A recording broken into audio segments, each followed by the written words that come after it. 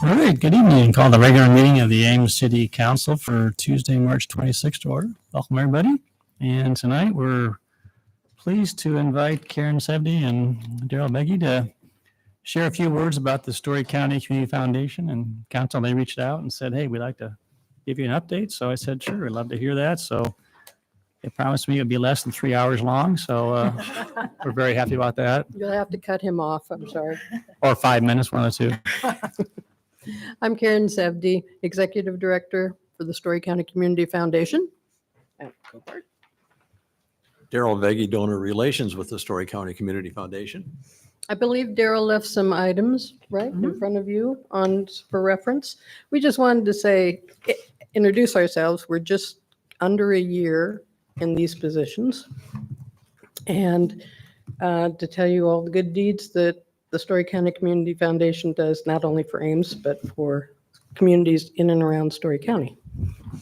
So last year we gave nearly $153,000 in grants around the county, and typically that's an annual thing. The grant funds come through gaming proceeds through the state. We get 0.8%, and it's specifically designated for grants.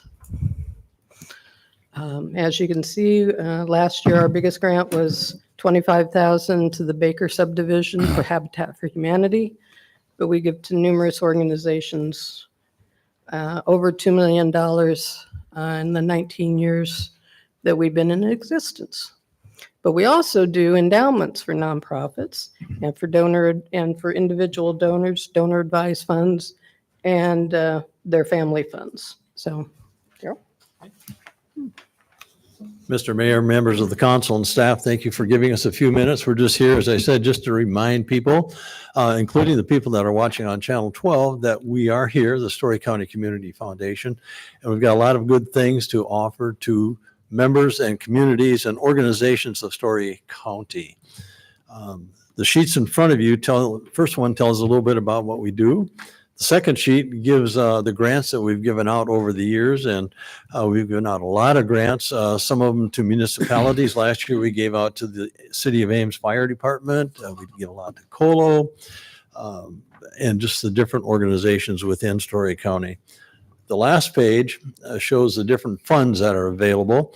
These are charitable funds that organizations such as Friends of Ada Hayden, such as Boys and Girls Club, YSS, Bridge Home, and others create endowments to sustain them.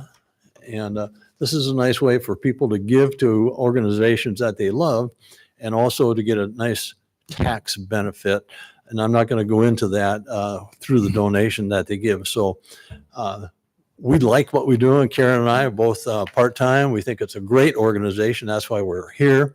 And we just want to remind people to come up and see us. We're at 515 Grand in the Pyle office building. And stop up and see us and learn a little bit more about us. Do any of you have any questions? Yeah, the three funds, Daryl, that you talked about, the Endow, Iowa, SCCF, and then the non-qualified, are all three of those tax related or tax exempt or tax credits? Or What you see up there is on that page, you got the Endow Iowa funds, and those are all eligible for the 25% Iowa tax credit. Also, the SCCF, Story County Community Foundation. We have three funds of our own, and we use those to support the grants that we give out. And those are also eligible for the Iowa tax credit. The ones that are listed on the back, are not eligible for the tax credit. Very good. Any other questions? Well, thanks for all you do, and appreciate you stopping by and giving us an update. Thank you. Thank you, Henry. Thank you. Thank you.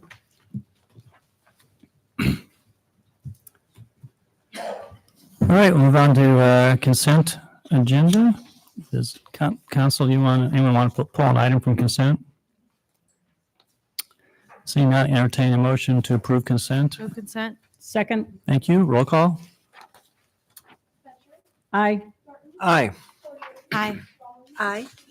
Aye. Okay, we'll move on to public forums, time we set aside for comments from the public on topics of city business other than those listed on the agenda. And I would ask people to try and limit their comments to 3 minutes or less. And I have Jeff Witt, if you want to kick us off tonight. And if there's anyone else after Mr. Witt, you're welcome to come to the podium and introduce yourself. So thanks for Thank you, coming. Mayor. My name is Jeff Witt. I live at 2101 Polk Drive here in Ames. I'm here representing the Ames Golden K Kiwanis Club. Little background on the club real quick.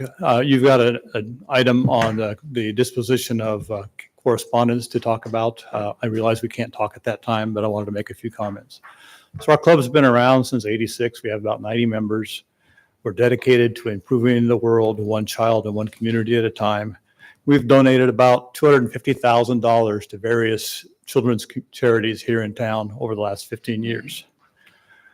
We've operated a paper recycling operation, a paper trailer, since 2012 and have recycled nearly 2 million pounds of paper, about 72 truckloads of paper in that time. Generated about $36,000 in revenue. All that revenue goes to those charities, same charities that we give our other funds to. The recycling operation also contributes to City Council's goals in your climate action plan of reducing processed waste in the resource recovery plant, as well as reducing waste burned in the power plant, reducing CO2 emissions. So we have a memo from staff to you in your agenda tonight. Talks about this issue. I'm not going to go into the weeds with that. You've got all that information. Just some follow-up. We've touched base with 3 different departments here in the City of Ames departments, trying to look for solutions of where we could relocate this trailer and meet the requirements. Have not been successful at that at this point. We've also had conversations with Overflow, who is buying the property adjacent to where our trailer sits now, about locating the trailer on their property.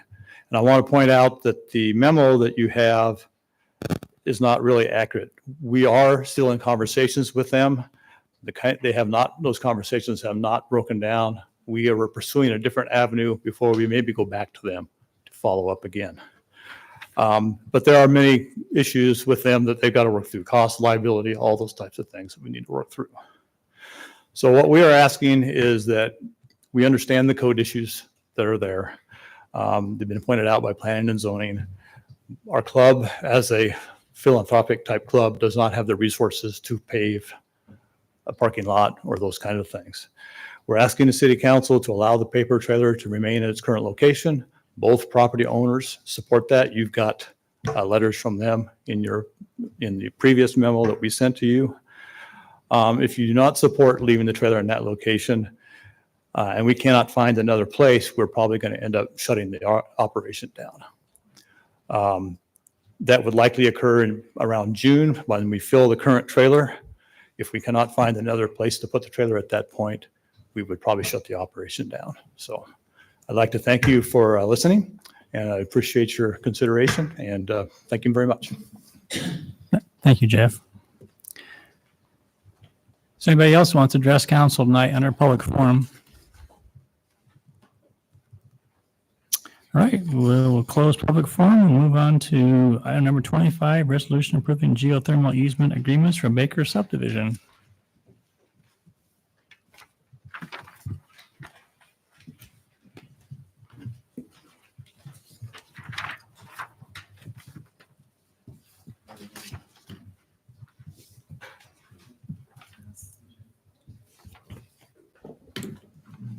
Mayor, ladies and gentlemen of the council, Donald Kahn, Director of Electric Service. I can spend some time going through it. I think you've had a chance to look through it. I'm really here to answer any kind of questions that you may have. Thank you for the short presentation. That's what we try to I think do. that's maybe a record for Don. I think the introduction was longer than the comments. So, thank you. Yeah. Are there any questions for Mr. Kahn on this item? So I'm going to have to abstain from discussion on anything pertaining to the easement, to the agreement and the vote. But I do have a question that's not directly related to those that I can weigh in on without affecting my conflict of interest. how does this agreement affect future lots in the subdivision that would be sold? So we're hopefully be seeing some of the market lots being sold, and to what degree will this be a factor for those? Mhm. Thank you, Councilman Garten. So what we're looking at here basically is we have, in the case of lots 1 through 8, we have some wells that are located on lot 27 versus lots 1 through 8. This basically takes care of lots 1 through 8, and then the what we needed both from the potential owner of lot 27 and then the 1 through 8 that Habitat for Humanity. It should not impact any of the other lots at this time. Okay, thank you. Other questions? All right. Thank you, Don. Open up public comment. Is there anyone that wants to address council on this topic?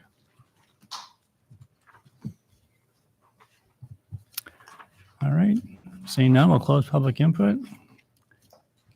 Is there a motion to approve the geothermal easement agreement with Creekside Townhomes LLP and Habitat for Humanity of Central Iowa with existing well locations and ongoing use as defined in attachment A, and direct staff to proceed with completing an ordinance for the regulation of the geothermal well and draft an additional agreement with Habitat for use of wells on lot 1 through 8?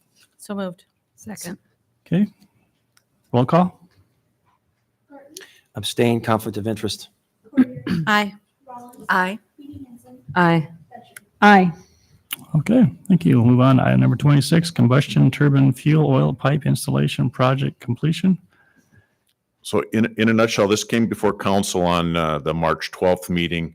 In it, we had asked council to approve, in essence, what was an up to cost on the project, when in actuality, we were only billed what was actually spent. So in order to correct that, we basically have 3 steps in this council action form where we're basically redoing that final closeout of the project and actually creating a change order 3, which actually deducts roughly $13,000 from that contract and then closing it out properly. Questions? Hearing none, I entertain a motion to reconsider March 12th, 2024 action of the City Council to accept the project as completed by Modern Companies, Inc. of Cedar Rapids, Iowa, in the amount of $472,756.43. So moved. Second. Those in favor of the motion, please say aye. Aye. Any opposed or abstaining? Motion carried. All right, entertain a motion on resolution approving. Just a good question. Mark, we need a roll call on the motion to reconsider or not? I do a roll call. Okay, thank you. Thank you. All right. Do it again. We'll do a roll call.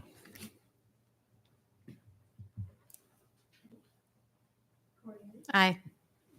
Aye. Aye. Aye. Aye. Voted on twice. All right. Entertain a motion on resolution approving balancing change order number 3 in the deduct amount of $13,701.37. So moved. Second. Thank you. Roll call. Aye. Aye. Aye. Aye. Aye. And entertain a motion on resolution accepting combustion turbine fuel oil pipe installation project as completed by Modern Companies of Cedar Rapids, Iowa, in the amount of $459,054.06.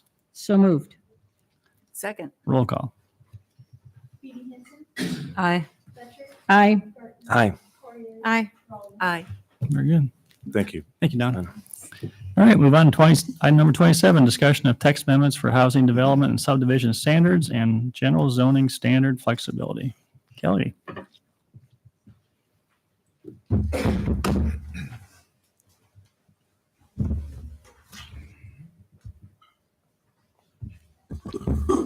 Good evening, Council and Mayor. Tonight, in this report, we've addressed a few different issues, but they are related in relation to how we do development regulation in the city, both in the zoning code as well as in the subdivision code. The first section talks about the AEDC short-term housing task force letter that you received last year. And we had a report in December about multiple issues that are in that report. And the ADC submitted a second letter in January to kind of follow up on some of the council's comments. And as staff, to try to move this forward in a logical way, we've kind of divided that letter up into 3 issues. So in February, you took on the question of incentives, and you've directed us in April to hold a hearing about creating partial property tax abatement incentives for ownership housing. So that was one of the issues in the letter. The second issue that they had discussed was the issue of looking at some of the development regulations. For the most part, they were focused on the conservation subdivision ordinance, which applies in the north part of Ames and specifically the Ada Hayden watershed. And that's really the focus of the discussion tonight. And then the third item, which is not in this report, and we'll be back to you in April, is a discussion of our policies for oversizing and pioneer infrastructure financing. So kind of really big picture infrastructure costs and planning on that side. So that's a separate issue. So tonight, in terms of the task force letter, we're going to talk about the conservation ordinance, some of its intent, and whether there's some options to maybe look at some changes there. And then the second half of the report focuses on the zoning ordinance and some elements of flexibility that council had asked for us to investigate as part of a separate report in November of last year. And we'll get into some of the details and the feedback we got from the development community related to some zoning variations they would like to see council consider. So for the conservation ordinance, we give you a pretty good description of what the intent of that ordinance is. And it's been around, I think so 2010, I believe it was adopted. But as we indicated in the report, it had been under development and review with city staff, developers, and property owners for many years before that. So it was a long effort to put that together. And if you have questions, we have Tracy Peterson is here as well tonight. She can answer questions about the conservation ordinance and stormwater management as well.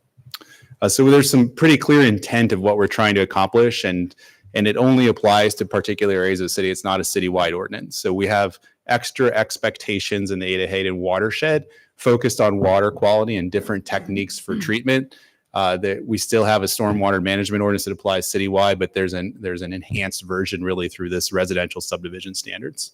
So some of the key things that we outlined here that make this area different is the extra open space set aside requirement. So typically in a single family area, the zoning ordinance requires a 10% set aside for open space. That can be stormwater treatment. It could be private amenity space. It could be a conservation easement on a hillside. There's a lot of ways you can meet that 10% requirement. The same kind of thing applies to the 25%, but it is more area.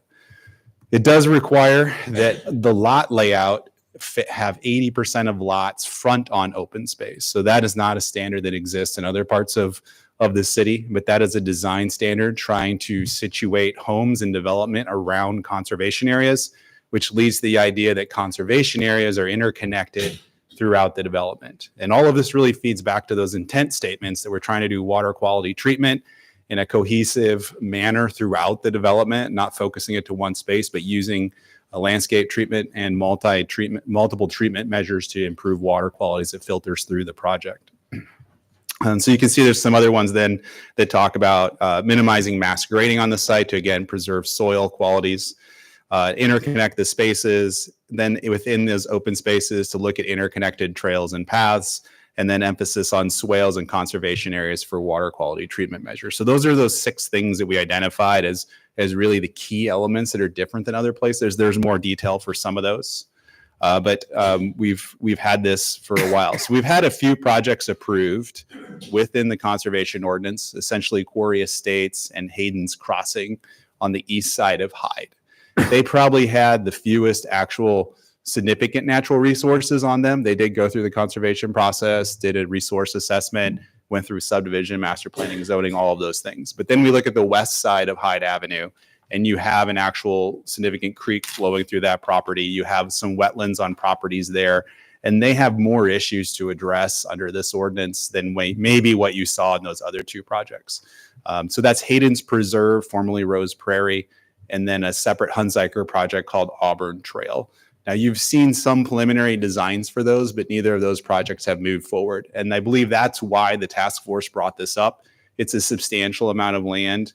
If those plats had been approved, we're talking about over 800 housing units that could be built and added to the city. So you can see why it would be a focus of the short-term housing task force to kind of look at what does that mean for some of these immediately developable lands that are already in the city rather than looking out for growth areas. So within this letter, a number of issues were identified, really kind of focus on that same list that I said that was kind of different here. So they've asked for us to look at the 80% lot requirement, to provide some clarity about jurisdictional wetlands, to rethink or to clarify how open space is intended to be usable versus passive. The next issue was to discuss the overall 25% open space requirement, to consider a change to road design to go what I would describe more as a rural section, so without curbs and use ditches and other features to do the roads a little bit differently, to reconsider or to evaluate how the mass grading limitation applies to the site. And then the final one was to look at the combination of how our street and block links and restrictions or limitations on cul-de-sacs, how does that interplay with the intent to disturb less area within a conservation ordinance? So that's a different one there. So I'm happy to answer any questions about each one of those, but you will see our staff comments are essentially we're willing to consider all of those through a cohesive or a complete comprehensive assessment of the ordinance. We're really concerned if you piecemeal it, you might lose the intent of the ordinance. So for us, everything but the road design, which is we are willing as staff to reach out and talk to the development community a little bit more about what are they trying to accomplish there. But we did want to emphasize this isn't really just a development community issue. This is a community issue. And that any direction that you give to staff, we would support and really request that you say you need to reach out to the environmental interests and the stakeholders that have been involved for years out here. So we really think this is a two-part outreach effort. It is not just a development outreach, but it's a community outreach as well. And so what we're suggesting is, yes, we can do that. We would need some time in the next 2 months to establish those meetings, get some more feedback, and then evaluate what we might be able to change in the ordinance. But it really needs to be able to emphasize the water quality treatment approach. The emphasis here is to use landscape-based systems and to still have it integrated in the conservation subdivisions, even if there's not quantitative set-asides. That's the thing that we want to emphasize. There's a water quality approach here that has to be in this ordinance for it to meet its intent and purpose. And maybe some of the quantitative things can be adjusted if we could meet that intent and purpose. Now, the Road 1 Public Works is not in favor of that. It's not something that we typically do, especially on local residential streets. GW Carver, a couple collector streets that are legacy county roads are different, but we're not building subdivisions with local streets that don't have curb and gutter in them. And Public Works does not believe that's appropriate. So we don't want to look at that issue, but we are willing to look at the other issues. And as we also mentioned, the block length and cul-de-sac issue, it was brought up in the context of the conservation ordinance that may have some broader application as well. So we might revisit that policy that applies in standard subdivisions a little bit as well. We have a pretty strong statement against limiting cul-de-sacs. There's some reasons for that around connectivity and structure of the neighborhood. It also has some impact on maintenance interests of the city, but there is some flexibility that could probably be looked at there too. So we have pretty limited cul-de-sac opportunities in the city, and I think that's something the development community would like to revisit as well. So for the stormwater issues and the conservation ordinance, that's the summary of what this report is and where staff would like to look at that. The last update would be we had some staff comments that there's some pending legislation at the state level. Yesterday, the Senate did pass the bill limiting some of the authority of the city related to stormwater. So if we move forward with this, Public Works and other staff will have to integrate those issues into the discussion as well to understand what are some unrelated issues that are going to impact the conservation area as well. So with that, I'd take any questions, comments, and I said Tracy's here also if you have some for her. Questions? Comments?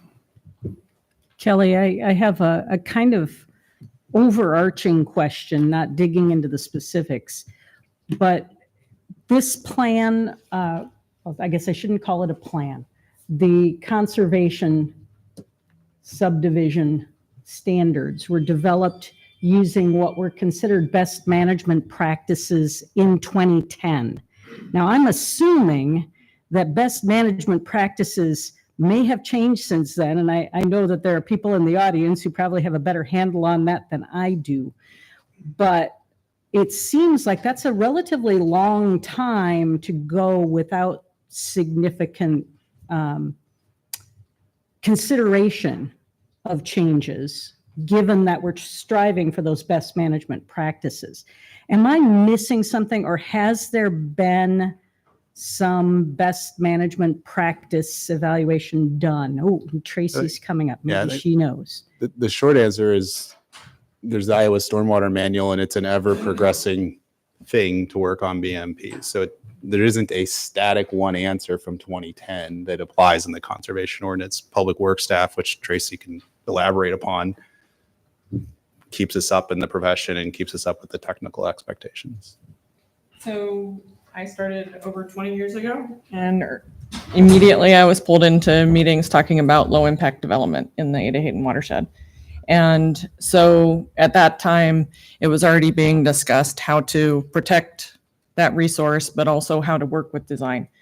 The concept was even around well before that on the coasts, and that is one thing that tends to happen is it gets implemented on coasts and then moves, and Iowa's one of the last to implement. And that, I mean, honestly, I will say when I moved back from the Maryland area, I said, what did I do for my engineering career? Because we are way behind. But it's a lot of using the land and really looking at the not having huge lots, not tearing up the natural resources, working with the topography of the land, preserving the natural resources, letting the land work for you in using the stormwater, not just piping it or getting it to a basin and then discharging it fast and then it eroding downstream. It's using the land and having that stormwater treatment train to improve water quality and to reduce flooding and to preserve those natural resources. And the concept was also that it was smaller lots, but they felt bigger with the open space. And then the connectivity with not necessarily needing a sidewalk on both sides of the street, but every lot having access to shared use path or sidewalk. And so there were a lot of conversations around clustering of the lots, clustering of trees, using the native landscaping, again, deep roots. It absorbs the water, moves the water, cleans the water instead of the lawns. We also had a lot of discussion in those about the Iowa legislation. We can't regulate fertilizers. And so we talked about covenants and not having the high phosphorus, because then that gets into the Ada Hayden water, groundwater. Trying to think of what else. I mean, a lot of things have evolved. We've become more knowledgeable from a treatment perspective, I would say, but not necessarily from different best management practices. Does that answer your question? Yes. Okay. Thank you. That was very helpful. The other question I have is related to the possibility of whether we would be looking at a standard that we apply or multiple ways to accomplish the same thing. So do we say, this is what you must do, or do we say, this is what you must accomplish, and here are several ways you could accomplish that same thing? I'm thinking of this from the perspective of the building code for existing buildings, for example, where you have to have the safety of residents as a priority, but there are allowances for using a kind of point system that enables you to say, we've done these 5 things to accomplish this instead of just this one major thing to accomplish that safety element. Right. Does that make sense? Somewhat, and stormwater is not that exact. There's continued, so there's, say, removal rates with using a certain stormwater best management practice, or there's calculations to make sure that the flows aren't going to increase, or we know with development volumes increase, and therefore then the rates holding that back, it means that it's released longer over time, and then that's what causes the erosion downstream. So there's the flashiness that comes with it. So to say our ordinance is not one that says you need a certain percentage of reduction in this nutrient or in that erosion or total suspended solids or something like that. We would have to really dive into it if we're going to go into a more numeric standard similar to what a building code would have. Okay, thank you. Yeah. Other questions? So I'll jump in. We have a lot of high school students here tonight, and sometimes the meetings aren't necessarily that exciting for high school students, but this is one that I'm glad that they're here for, because this is the kind of meeting where, as a council, we're asked to balance various interests in the community. And I think this is far more interesting. And I wanted to also make sure I thank Kelly and your team and Tracy just for your willingness to think through this. We're not approaching this from a static approach that we're unwilling to reconsider things. So I appreciate the posture of staff. What I want to tease out when I look at an issue of this like this is the law of unintended consequences. So we get one shot at this to get this right. We screw this up and development happens in a way that we find to be objectionable. There's no going back. So we don't get a chance to do a do-over. We have to get this right. And I feel a lot of pressure on us. So I have sort of two questions maybe to help me think through this. One is from a standpoint of expertise in thinking through this, none of us have any kind of background where we bring a scientific perspective, an ecological impact set of lenses. And so we're really in a position where we have to provide a lot of trust in our city staff. And is this an area where, as we think about the balancing that we're asked to do, that you feel comfortable with the decisions that we're advising us on this? Is this a kind of place where perhaps we should bring in an outside consultant to help supplement the review, the environmental impact of the development that's being proposed? I think it could be a good idea. So you look at each of these individually, and then I consider the knowledge that I have of the numerics and the impacts of the stormwater legislation that's passing. And that's already going to increase volumes. It's already going to increase flows from our developments, because that's what the language is. And then what these have in addition to, so say historic jurisdictional wetlands, we already refer to DNR and Army Corps of Engineers. We aren't the ones making the decision, but it's also up to a developer. If the developer wants to pay to mitigate a wetland, we don't say, no, you can't. So that is really a moot issue on this one, because it's not staff saying you have to keep a wetland and protect it. It's already above us in that review. And then we continue to work with the developer's choice, right? So now you look at 80% of the lots abutting open space, you look at the open space usability, it's also part of it, it's the environment of living in a conservation subdivision versus a traditional subdivision, and having that open space that also works as a stormwater treatment train and has those that contact of the water with the lands. And so my concern is, if we were to have looked at this just independently, are there some things that we can work with?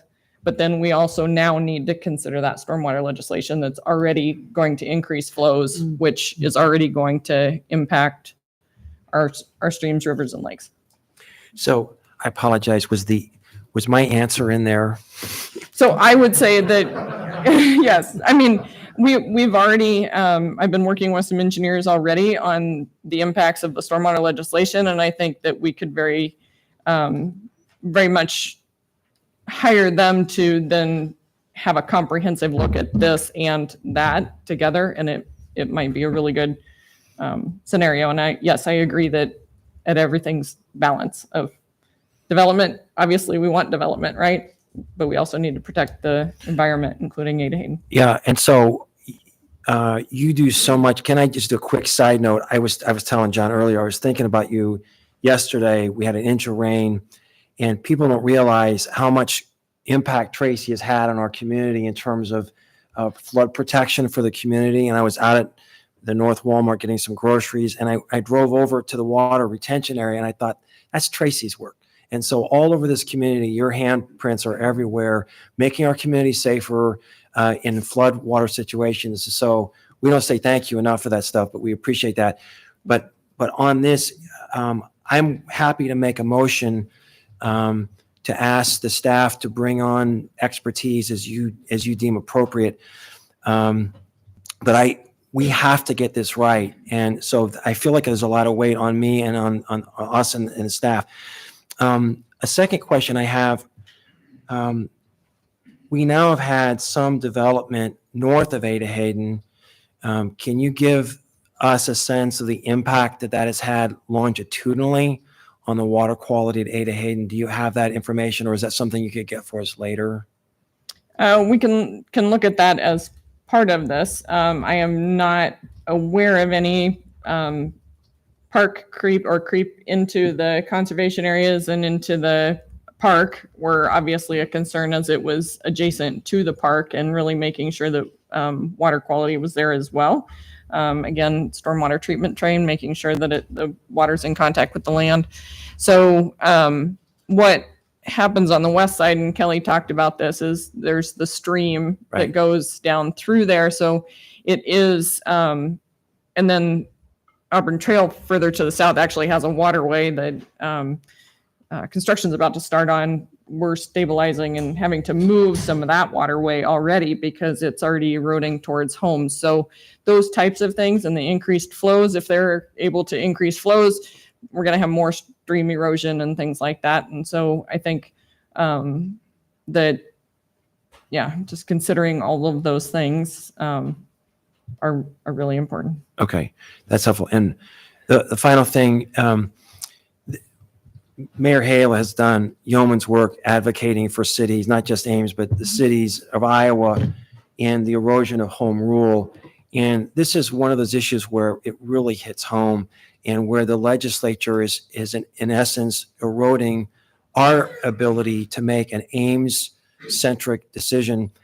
And I'm just speaking as an individual. I am highly offended that the legislature would tell every community how to do this. And not to start a soapbox, but the implications of that, or we're seeing right now, the fact that you're having to process the implications of that. I wouldn't begin to tell Burlington or Dubuque how to run their cities. Why does Des Moines think that a one-size-fits-all approach is going to work for all of our cities? And this is another example of that erosion of home rule. And if we get it wrong, the community can vote us out of office. But we're stuck with this one-size-fits-all approach from Des Moines. So I could talk more about that, but other council members want to speak. But thank you for your answers on all this. Tim, I just want to make sure that people don't think it's the city of Des Moines doing anything. You're talking specifically about the legislature in the Capitol building. Correct. In Des Moines. Correct. It's referring to the Iowa legislature, not the city of Des Moines. Thank you. Any other questions?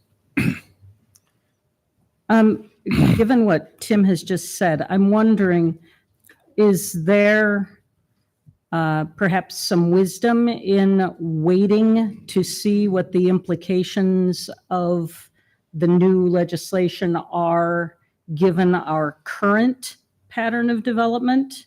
In fact, putting the brakes on making these changes until we see whether there is already increased erosion and perhaps, I don't know. There's whatever. engineers that have already done evaluations showing the increase in volumes and rates that are going to happen with the legislation. So our we already have some knowledge as far as the work that I've been and the mayor's been doing at the Capitol, talking to legislators. So we have a good idea already. You know, I will say the stream that's on the west side of Grant Hyde Avenue is actually the erosion from it filled in a wetland in 20 years. So you know, that park was under construction when I first started. In fact, that was one of the first things I did was sign off on the completion of it, which was interesting because I wasn't here, you know, through a lot of it, but it was, you know, a huge project and very important to our community. And so it only took 20 years for the erosion and the sediment to come down and fill in that wetland. So further higher release rates are just going to, you know, continue to magnify that as far as Ada Hidden. But now, you know, each of these individually, like I say, you know, is it possible to reduce the 80% to something less than that? You know, and would that make a difference? Could they get a few more lots? I also want to make sure that we talk about, we're not even talking about sanitary sewer. There's only a certain capacity there. And that was put into the development agreement with Rose Prairie because there was only so much sanitary sewer. And so increase of units doesn't mean a huge increase because we might not have the sanitary capacity. So that would need to be considered too. Any questions? I had Go ahead, one. Roland. You said that this mostly is the area around Ada Hayden, but I thought I remembered the old Champlin property, that there would be a conservation overlay there too. Is it only Ada Hayden, or is it just anywhere where there's We a said that stream? it could be applied there. It'd be the choice of the council. So it's not exclusively to Ada Hayden. It can be applied other places if council chooses to. Sure, okay. It's residential development in the Ada Hayden watershed north of Bloomington Road, It's basically. the only place it currently is in Right. effect. Required, yeah, Required, yep, okay, but could be applied anywhere, yeah. okay. That was my question. Thank you. Nita, anything? Thank you, Amber. Okay. Council, usually we'll go through everything and then have public input, but given the fact that we spent almost a half an hour talking about this particular item, I think it's unique, and we have a distinguished guest in Dr. Pease. I know you want to talk about this item. I'm just going to dispense with normal protocol, and Dr. Pease, if you want to address council and take 3 to 4 minutes, and anyone else who wants to address council specifically regarding a conservation overlay, you're welcome to do so, and we'll move on to other topics under this particular item. Thank you, Dr. Pease. Well, thank you. Jim Pease, and I'm 3840 Stagecoach Road in Ames, and I come to you tonight as president of the Friends of Ada Hayden. I've appeared before you before a number of times. I guess I first want to call your attention to the first two pages of the staff report, first of all, because I think Kelly and the rest of the staff has done a really good job of sort of summarizing the history behind this conservation overlay. It was a very carefully drawn up law, and actually I'm not surprised that there hasn't been a lot of change since 2010, because I think they did a good job of anticipating the kinds of things that are coming down the road.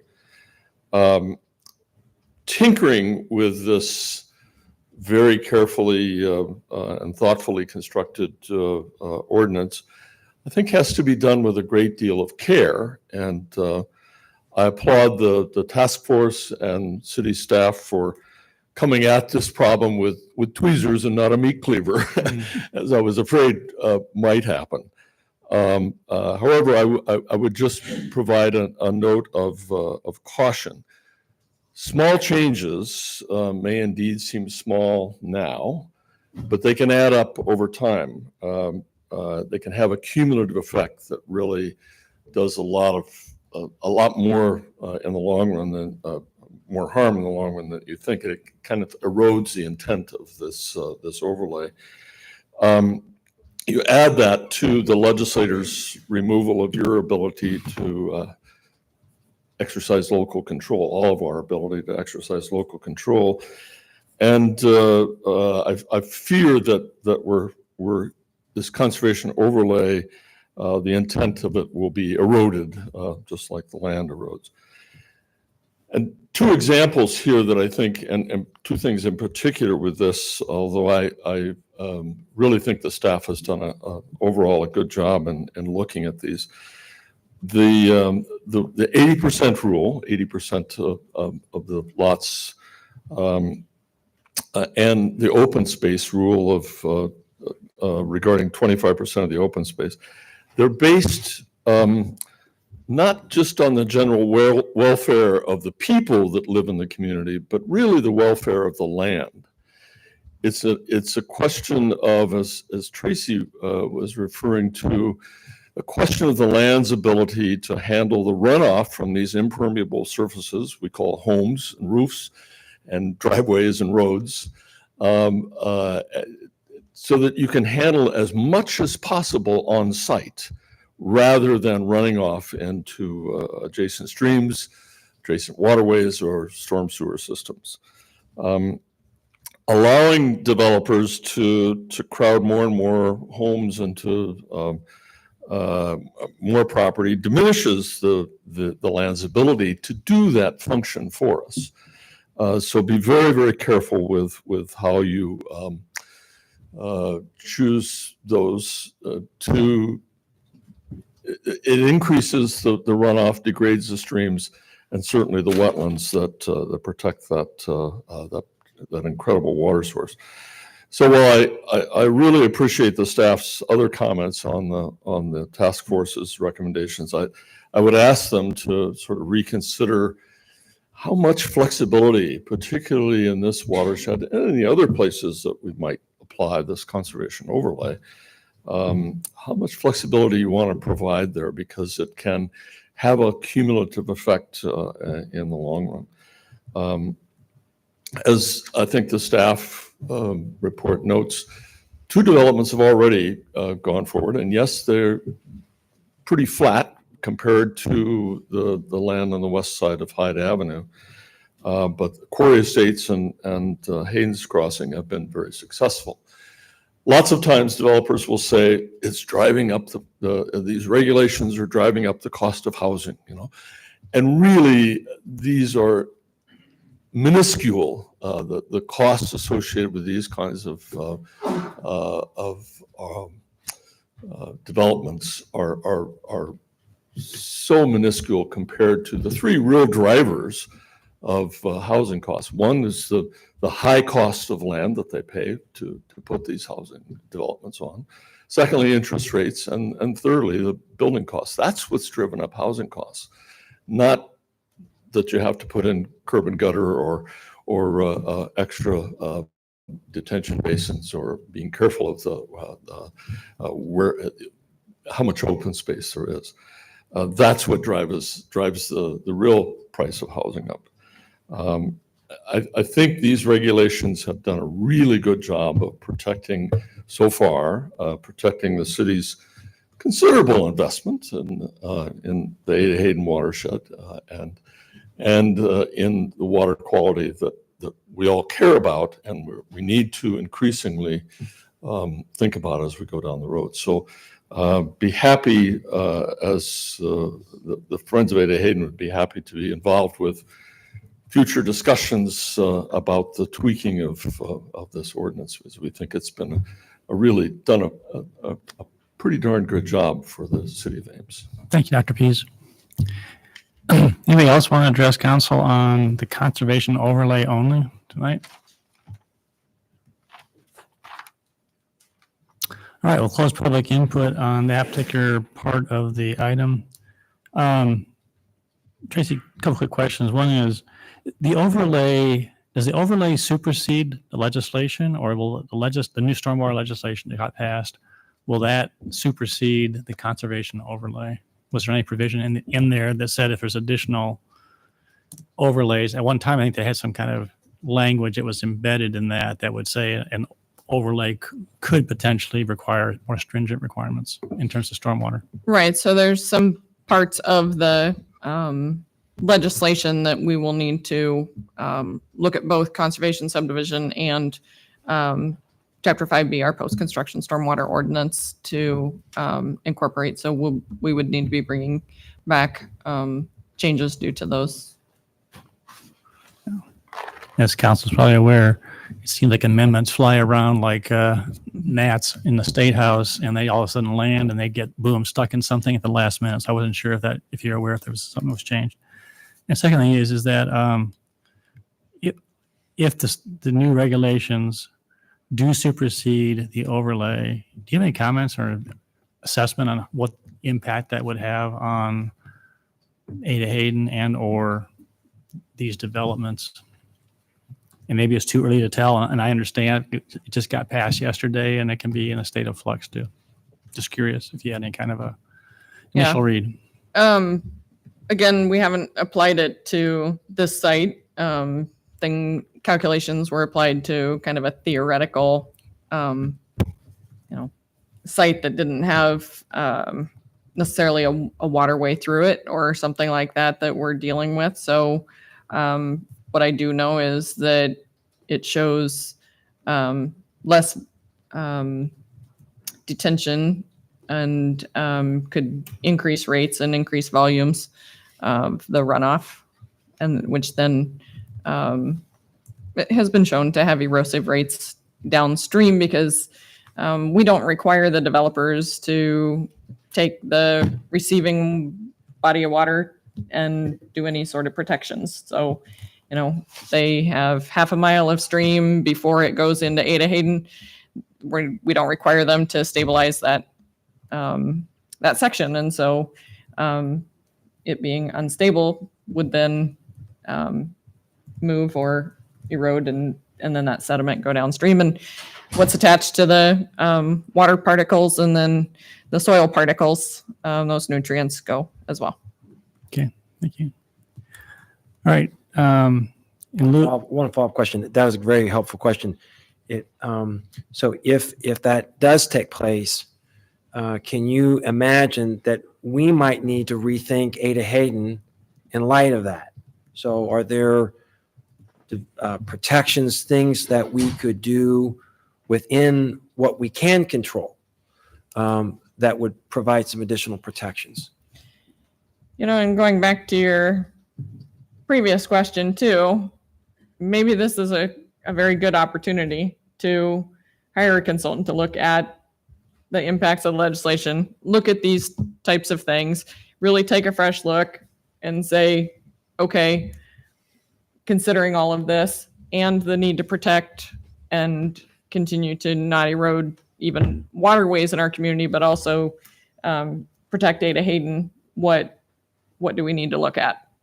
And so I guess, from that positive perspective, maybe it's an opportunity, but not to say it wouldn't come with other recommendations that you may have to consider. Great, thank you. all right. So in the staff report on page 99, under staff comments, I'm just going to quote, it says, if city council chooses to take up changes to the conservation ordinance, staff recommends public involvement, in-depth review of the totality of the changes needed to address development interests and public interest in protecting the watershed. Once the changes are considered together, not as piecemeal changes, there could be support to modify the ordinance to meet multiple interests. So with that comment from the staff, is there a motion relative to only the conservation ordinance on this item? Well, I'll go ahead and start with the piece I've been working on a little bit is, and Tracy, help me if I'm not getting the wording right, but I would move that we would work with staff, the staff would develop a plan for hiring a consultant to assist them in the evaluation of the merits of this matter. So pretty open-ended for you. Of the conservation ordinance potential changes? Correct. Is there a second? I'll second. Okay, any discussion? Those in favor of the motion say aye. Aye. Any opposed? Carried. Is there any interest in, now that consultant being hired, does that also include, or actually, let's have a separate motion. Is there a separate motion regarding considering changes to the conservation ordinance, but only after public input, in-depth review of the total changes, as staff is suggesting, if you want to consider changes to the ordinance? So is that an emotion just like that? No, Second that was pretty sloppy. I would, I'd like to just say so moved. Can I do that? Well, what's the relationship between that and the consultant? Because it seems to me that the discussions with the community are either part of that, what that consultant does, or they come after my, the consultant. good question. My take was that the consultant basically be helping analyze the impact of the new ordinance or the new state law on our stormwater in general and on the conservation ordinance, but not really exploring all the other ramifications that Kelly and staff put in. There's like 5 or 6 different topics. I think it's a broader, and I think that everyone, I know council's committed to getting public input, and council is highly recommending that from a public as well as a developer. I'd like to clarify, the consultant motion is it really focused on what's at hand in this report versus some of the other comments about broader implications to the Ada Hayden watershed? Like, to me, I know they're related, but that's 2 different scopes of work. So that's what I'm trying to understand. Are we focused on the next 2 months, or are we focused on next 12 months? It's a fair question. And I made my motion sort of intentionally broad to create some latitude. So I guess I would like to see staff work towards what you think we would need to make an informed decision. That's ultimately what I want. So certainly as it pertains to the suggestions here, we need help with this. So the council's given us this motion to explore hiring a consultant. I think we need to go back and provide you at a future meeting, here's the scope that we think the consultant needs to address. Here's the ballpark budget estimate for this kind of work, where we can finance it from, and then how that integrates into any staff work that we might do to conduct the outreach and so forth. So I think we need to come back at the next meeting or at a future meeting with a proposed plan.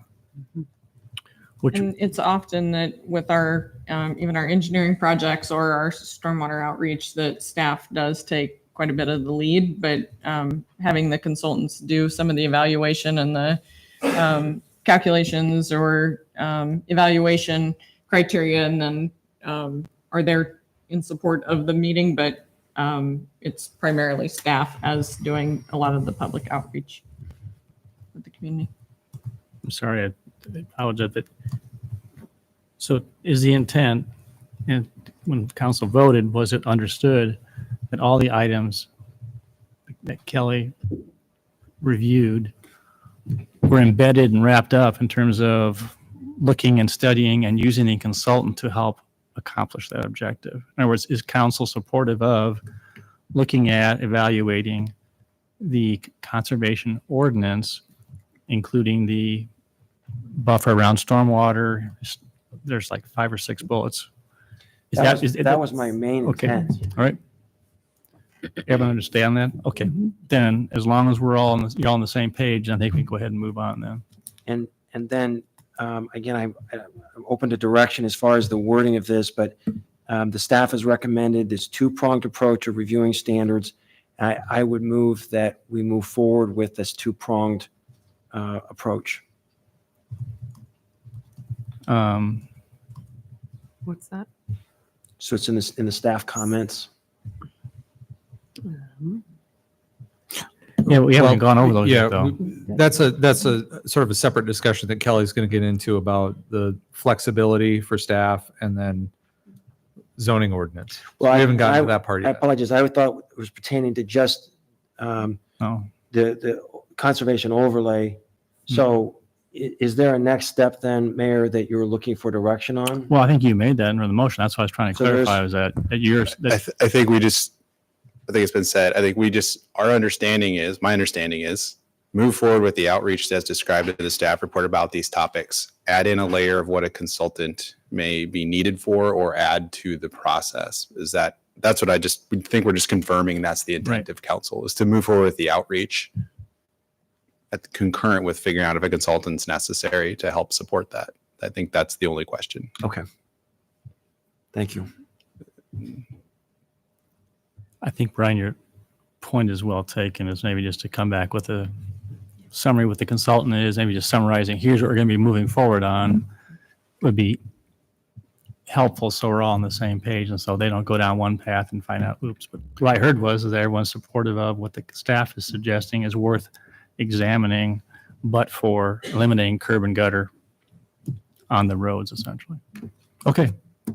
Kelly, let's go ahead on. Thank you, Tracy. Appreciate your efforts. And again, I thank you for your efforts down at the State House. I know that probably kind of pierced your heart, but it is what it is, and we're got to move on. So, and I will say this too, is that Tracy and people from City of Clive, Urbandale, others really put a tremendous amount of time in to try and protect home rule and local control. And I just appreciate what you have done to try and accomplish that. So there were some minor changes made, hopefully. But anyway, all right. Thank you. All right, zoning. You want to talk about zoning and development flexibility next, Kelly? Yep. So the second half of this is focused more broadly across the city. It isn't just about housing. And just as we talked about intent and purpose of the conservation ordinance, as I was thinking this through, what are we talking about for flexibility? It kind of comes back to, why do we have zoning? So zoning has multiple purposes. I try to describe that in our zoning ordinance. We're talking about not just generically health, safety, general welfare, which is our governmental powers, but what are we really focused on as a community is our expectations about land use compatibility, mitigation of environmental effects, protection of personal property, property improvements, how they work, and the function and adequacy of facilities. So zoning ordinance is trying to wrap up a lot of different things into a package. You all know it gets complicated because you're trying to deal with a lot of little different details for those reasons. So when we're thinking about flexibility, just like if we were establishing any new regulations, we want to make sure that there's a reason we're doing that and we're not just being flippant about why we have a standard if we're not really invested in that. So what we're looking at here is, I think the thought is that because of the level of detail we have in the zoning ordinance, there are times where projects feel boxed in. And it might be a small change or small deviation they're looking for some flexibility to do a project that's considered, well, let's say 99% compliant. Well, unfortunately, the way zoning law is written, it's 100% compliance, or the answer is no, unless we build in flexibility to the zoning ordinance. So at the state law level, the flexibility that theoretically exists is called a variance. The criteria for a variance is a financial hardship where you can't use your property. Like literally you can't use it, not a little bit, but all of it. So it's just not really an option for most people. So there are different tools, and we have some of them now. We have some minor exception options, really small things that the ZBA grants to people. So when we had this conversation in the fall, it was like, well, what can we do to empower more choice at the staff level to enable a consideration of what is a little bit of flexibility here, things that are not material to it. I think a great example was the Ames Ford request last summer, if you remember that. They were trying to install a number of vehicle chargers. Older site, didn't meet current requirements. There was some small things that none of us would ever say were important about whether some landscaping was replaced related to chargers. So if we had a 20% rule, staff could have said, yep, you're close. This little bit of landscaping isn't really necessary. The effort that's going to go through in relation to what you're doing, it meets the intent. We could do that. So that was the idea behind this rule. The 20%, we pulled it out of thin air. I mean, it was there for conversation purposes. You could pick another number. We originally described the greater the number. The larger the number, the less interest I have as staff in administering it. I'll be 100% honest there. The amount of latitude we're talking and saying that staff can do that, there's a point where that's not really fair to staff to have to judge things without any public input, not any evaluation of more than one person's eyes. So I think I would recommend keeping it fairly restrained at the staff level. If you want more, it should go to a board somehow. So what what we're supporting as staff is to add the 20% rule. You will see the developer feedback summary. My comments are a number of those issues aren't impacted by the 20%. I do believe it's still worth doing because I think the small issues are not the things that developers think about. Ames Ford would have never commented to you last year and said, oh, I think this will help me do a charging project. The things that 20% rule is going to help are the things we don't know yet that are coming in. They're small projects. They're small business issues. They're not Menards developing a 15-acre site, probably. So I still think we should do that. But then you see in those comments, there are other issues that are broader. They're bigger policy questions. They're not really meant for judgment by staff of a little bit of tweak here and there. So that led us to following up on the direction from the council to consider, should we rewrite the zoning ordinance? And when we first presented this, it was presented more of, do you want to do a Band-Aid approach or do you want to treat the whole patient? And that means rewrite the whole thing. What I'm suggesting is this is the two-prong approach. I think you can do something immediate in the flexibility option with the 20% rule and give some latitude to staff right now. But I think there's much bigger picture issues that have to be addressed. And I think you need to program into our work plan a rewrite of the zoning ordinance. So tonight you wouldn't be picking how to do that, what that would entail. The direction in relation to the zoning ordinance rewrite is, if you're interested in that topic, put it in the work plan list. And I plan to come back to you on April 23rd now, because I think I have a complete list of what people are expecting out of us and what we need to do. So if you want that in the list, then you can weigh and balance, well, what's going to take 18 months to do that? Is that what I want to commit resources to? Or do you want to do other things instead? The flexibility option, I think you can just choose to prioritize that immediately. You could wait and balance it against other projects, but if you think adding some flexibility now is just absolutely a priority, it's not a huge amount of work. We're not doing outreach on that. That would be structuring the zoning ordinance. It'd be a lot of internal work to make that work. It's not a public outreach issue to me. It's a abstract concept. Do you want 20% relief in circumstances that warrant it?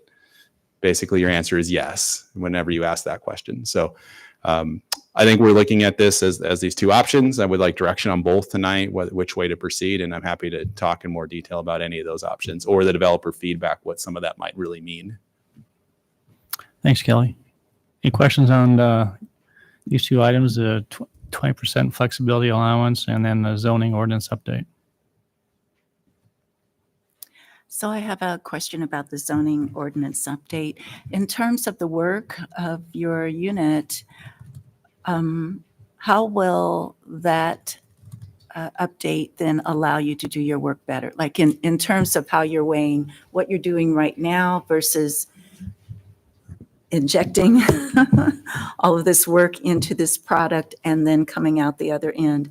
Is it going to streamline things? Are you going to feel good about that product and so that it's worth the time of putting all those pieces together? Yeah, I think the update does two things. And it's a little unfair because I'm sure you guys don't remember October when we had the list of projects. Mm-hmm. If we do the update, I get to roll in 3 to 6 significant zoning code update projects that you need to implement Ames Plan 2040, but I get to do it all at one time instead of sequentially. On the other hand, if we're comprehensively updating the ordinance, so some of those things are not things developers are asking for, they're things Plan 2040 wants to see happen.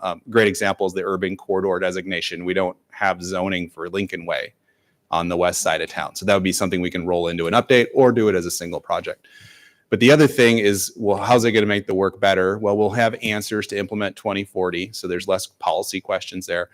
But it does let us holistically look at the standards and make sure we're consistent with community expectations. So it should eliminate amendment requests that you see. There's certain things that don't work for everybody and you still might see them, but maybe the answer is we've looked at that and that's not what we're going to do, instead of let's review every request that comes in. So I think it does eventually streamline work for staff, remove some ambiguity.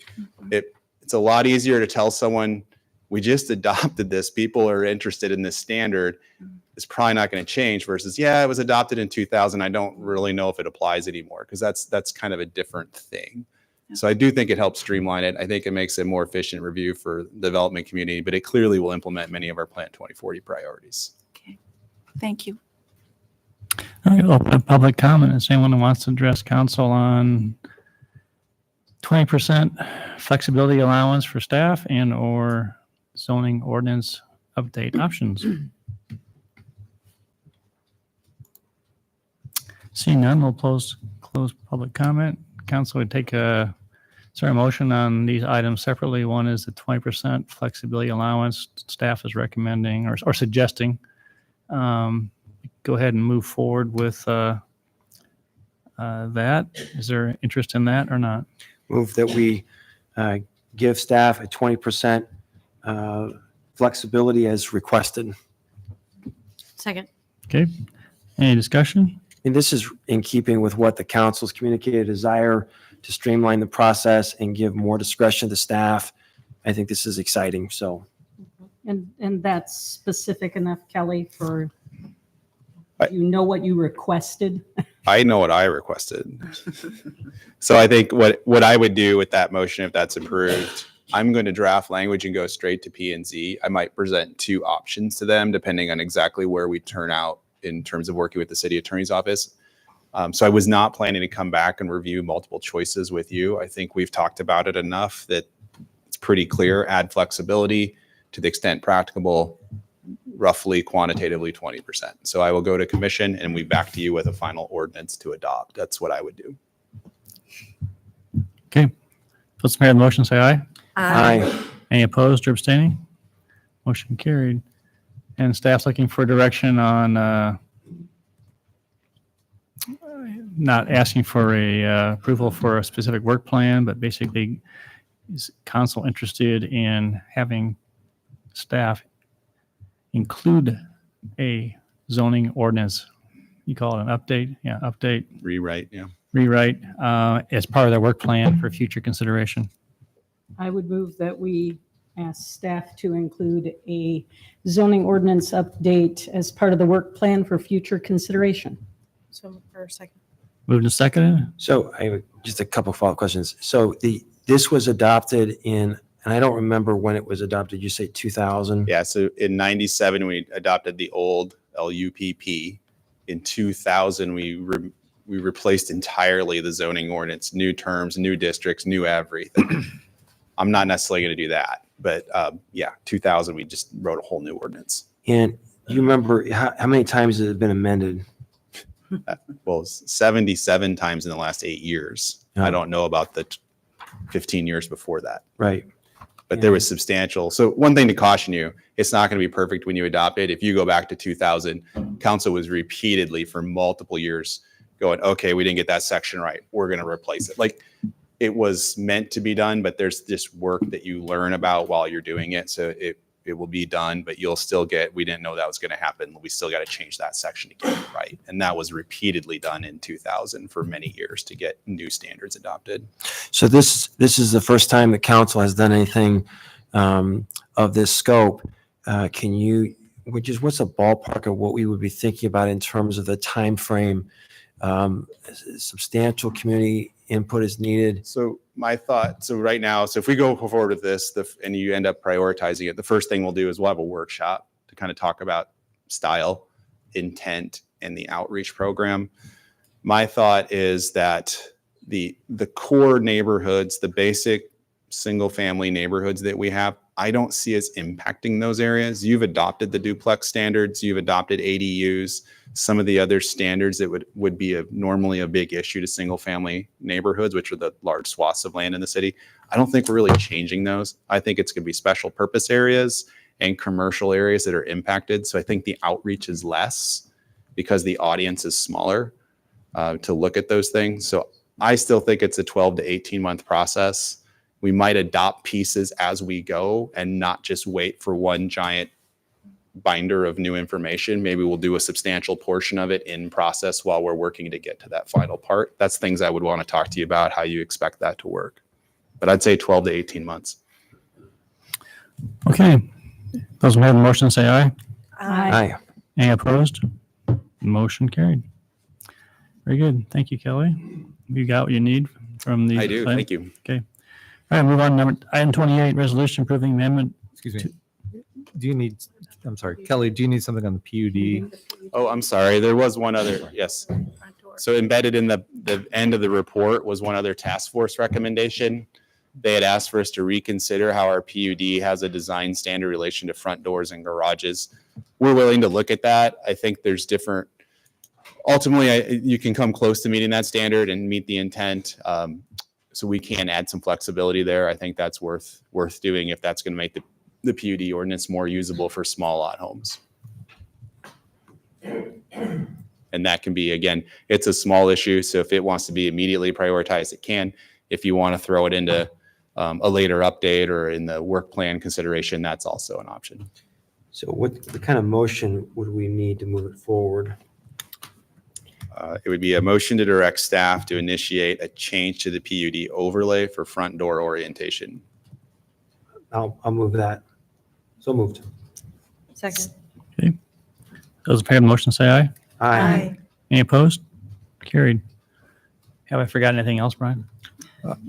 No, Mayor. Thank you. Thanks. Glad you're here, Brian. Thanks for catching that. Thank you. All right. Now we'll move on to item number 28. Good evening, Miss Vanessa. Good evening, Mayor and Council. Thank you for the opportunity to present this project that we have been working on for a while, and we're at a very good point in it. So back in February, we selected Hatch Development Group to partner with to submit an application for LIHTC funds to the Iowa Finance Authority. And we approved the initial agreement and option agreement to include $1 million of our home entitlement funds, not including administration. And then last July, we were awarded the tax credit partnership with Hatch Development to build 38 multifamily homes on Lot 27 in the Baker subdivision. And so as you see in your report, that award was just over $9 million, along with some other financial commitments of $500,000 of state home funds, that $1.8 million of the city home funds, and just over $600,000 from Townhomes of Creekside for about $12 million project. And in looking at some updates for the cost estimates, that projected cost is now just over $13 million. So over the last 8 months, staff has been working with the developer to bring us to this point tonight, looking at site plans, geothermal design, the number of bedrooms and the distribution and other city code requirements to get this project up and running. And so in that, we had to review an amendment to the option agreement to the sale of the lots, and we outlined some highlights in that agreement that was changing, and that would be contingent upon the home funds and community development CHODO funds set aside, and that the city would make 80% of those home funds available by the date that land is conveyed to them, and then the remaining 20% would be upon the completion and the leasing of the units. We also have updated looking at increasing the amount of home funds to an additional $300,000. And then we also are increasing the number of our city home units from 7 to 8 3-bedroom units. And then also allowing the developer to submit a final construction plan and major site development with 300 days of the prepared plan. We also adjusted the construction start date from March to June and changed the completion date from June 2025 to September 2025. And we're also adding the addition of that the city would be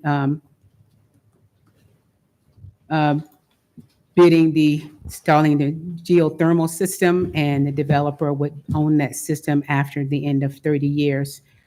So also, as we were working on the agreement, we had some amendments to that today that you were notified of, and that $1.8 million and the additional $300,000, we're now committing $2.1 million of our city home allocation for that project. And we also kind of specified a lot of the home requirements that we just wanted to make clear that that money is part of the construction that's done over time, and that those will be done in invoices and not just a check given for that amount. And so we wanted to make sure that's clear. And then the remaining 20% would be allocated once the units are done and leased, then the rest of those funds are done. And also to remind you again, we're going from 7 to 8. And also early on, we also set aside 10% for units that would be specifically for our Section 8 subsidy owners, renters. And so those were some of the additions that we made for clarifications for you today. And so with that, if you have any questions, we do have a representative from Town Hall Creeks here tonight if you want to have any questions for him. Thank you. And Council, I trust you got the email that was sent out with the updated agreement. That's what we'll be voting on tonight. Questions or comments for staff? Vanessa, how many Section 8 housing units? It would be 10% set aside. And so who will be administering the requirements of the Section 8? So they're making sure those units are in compliance. Who would do that? Well, the developer has hired a management company that would be doing the eligibility requirements for everyone on the development, including Section 8. And we certainly will work with them to also make sure that we get information out to Section 8 holders that these units are available to them as well. Okay, thank you. Other questions? All right, we'll open up public comment. Does anyone want to address council on this topic? All right, we'll close public comment. Is there a motion approving the amendment to the option agreement for the site of Lot 27 to Townhomes at Creekside LLP affiliated with the Hatch Development Group in conjunction with a development agreement for a low-income housing tax credit LIHTC application for multifamily housing development within Baker subdivision as amended, as issued today to council via email? So, second. Thank you. Roll call. Aye. Aye. Aye. Aye. Aye.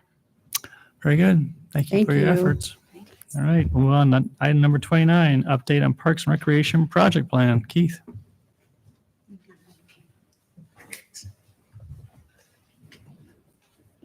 Evening, Mayor and City Council. Just wanted to spend a little bit of time with you tonight talking about our project plan.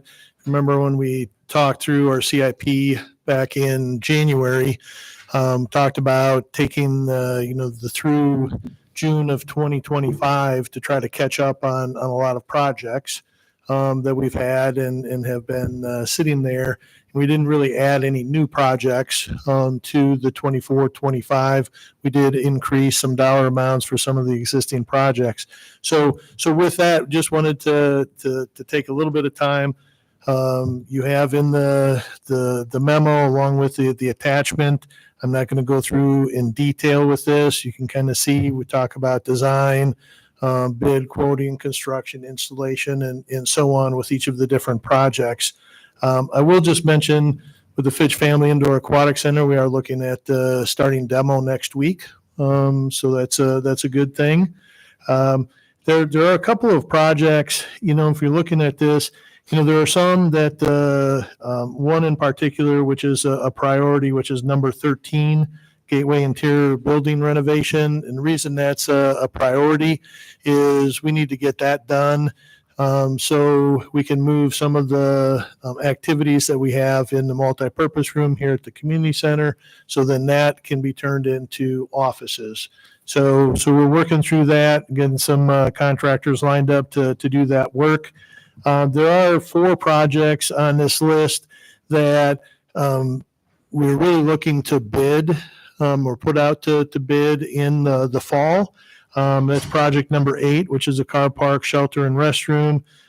Project 19, which is a park maintenance facility consolidation. 22 is a daily park splash pad.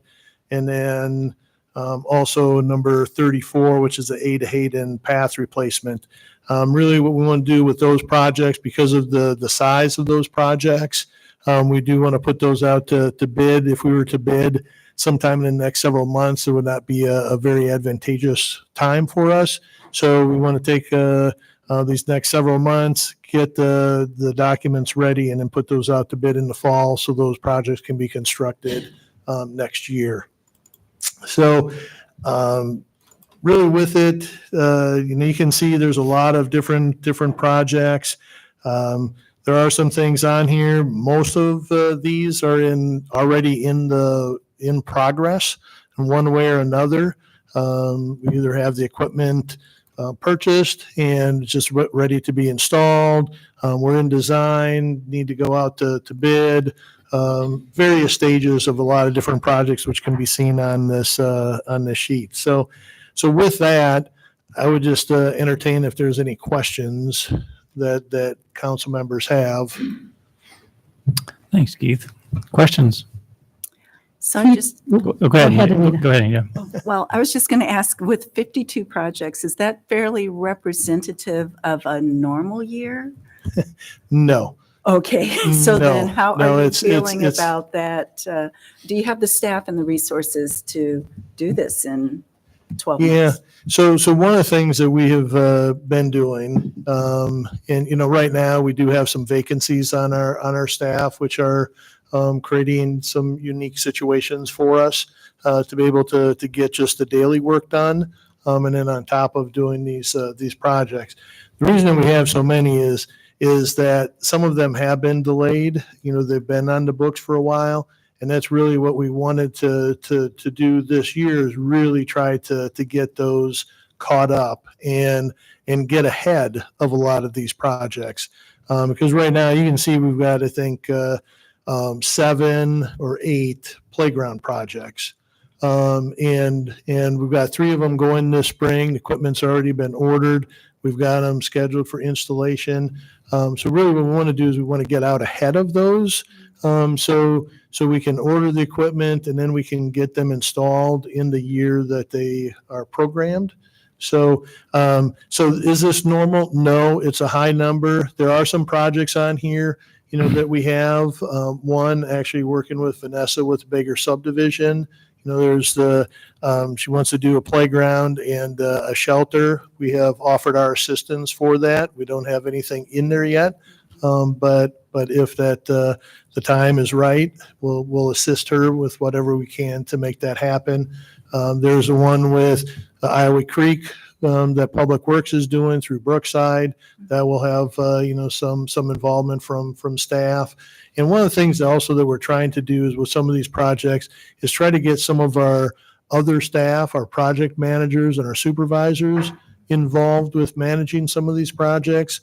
One, it's good professional and personal development for them. And it also helps out Courtney, Joshua, and I when we can get others involved in doing some of these projects. Thank you. Gloria? I was just wondering if you had heard anything more on the Franklin Park obelisk from our artist.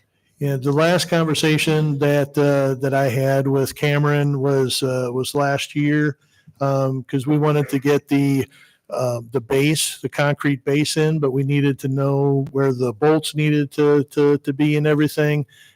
He's working, I think, with a local contractor to get it constructed, and we have not heard anything back from him. It is on my list to reach out to him and see where he's at. But the last conversation, he was going to get back in touch with us when he had all the information. Thanks.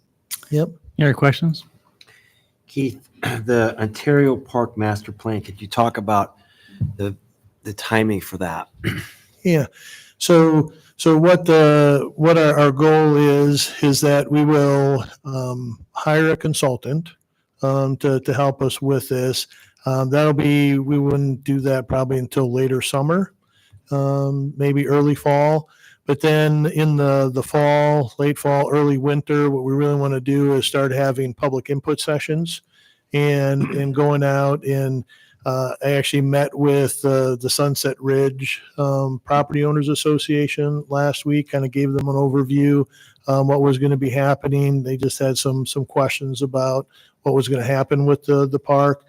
So I laid that out. So the idea would be is to have several public input sessions, get feedback from the public, work with the consultant to get a site plan, put together. Once we have that, we would then go back and have additional public input sessions to get feedback on what they see, what they like, what they don't like, and so on. And then what we will do is finalize that site plan. We'll also work with the consultant to probably do a phased approach and to give us a cost opinion. So sometime maybe I'm going to guess not until the spring we'd be able to come back with something to council and give you an idea of here's what we're looking at. And we could even halfway through, once we have that first site plan, if council wanted to provide some feedback, we could come and give an update at that time. But then eventually council would adopt that site plan and start helping identify funding and see where we go from there. Yeah, how many acres this is again? 50 acres. Yeah. I think the community just has no idea that we now have this asset. I mean, it's just, and so just because of the unfamiliarity, we'd really want to think through how we obtain public input for something that people know nothing about. And I would love the opportunity for council to be able to go out and walk the area and get it, learn more about it.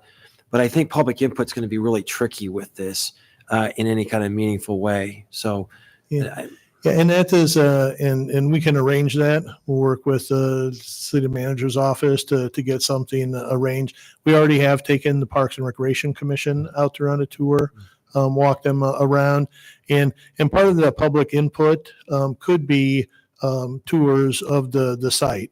Where we just do things right on site, have people come out and whether we take them around, show them some things, or they just walk the area by themselves to become more familiar with it.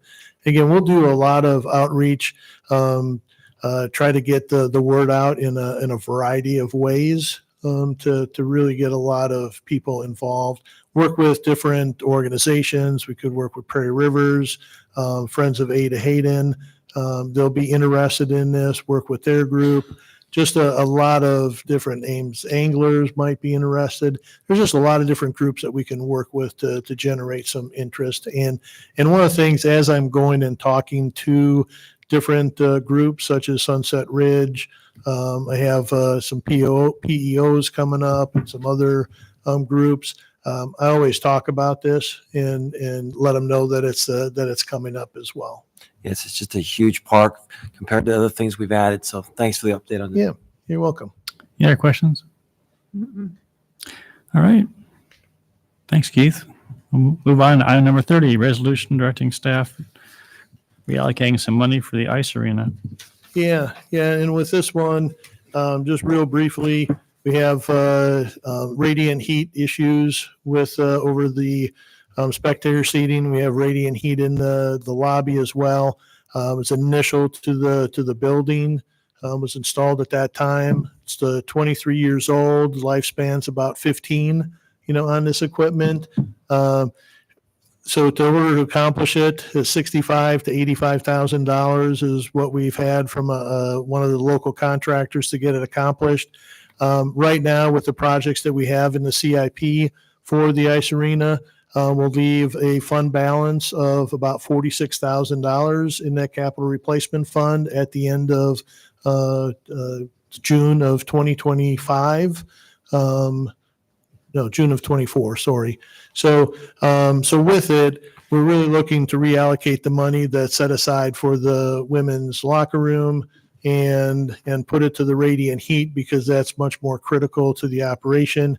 And then we'll come back and figure out how to reprogram the women's locker room into the mix at a later time. So city staff is recommending alternative number 1, which is to approve that reallocation. Questions? Just on the technical side, so this is not going to it's not going to impact the installation of the women's locker room. It's just a question of funding right now. We're just moving money to accomplish this radiant heat thing. Right. Yeah, we're taking the money for the, that's set aside for the women's locker room. Right. Use that for the radiant heat. And then when we come back to council with the future CIP, we'll reprogram in the women's locker room for another time. So what's the status of the women's locker room now? So there is not one. So there isn't one. What we have been doing is we've been working with Iowa State Rec Services to utilize the ISU women's hockey locker room. We worked with Ames Minor Hockey Association to use their locker room when it's not used. Iowa men's hockey at times. Sometimes we use the referees' locker room if it's not in place. So that's how we've been accommodating the women to be able to change and have their own space for when it's needed. When you said there is none, there is no locker room that exists, or there is no plan to do any improvements to the existing? There's no dedicated locker room Right. for women to change in. There's four locker rooms in the facility. public. There's just not a dedicated women's locker room.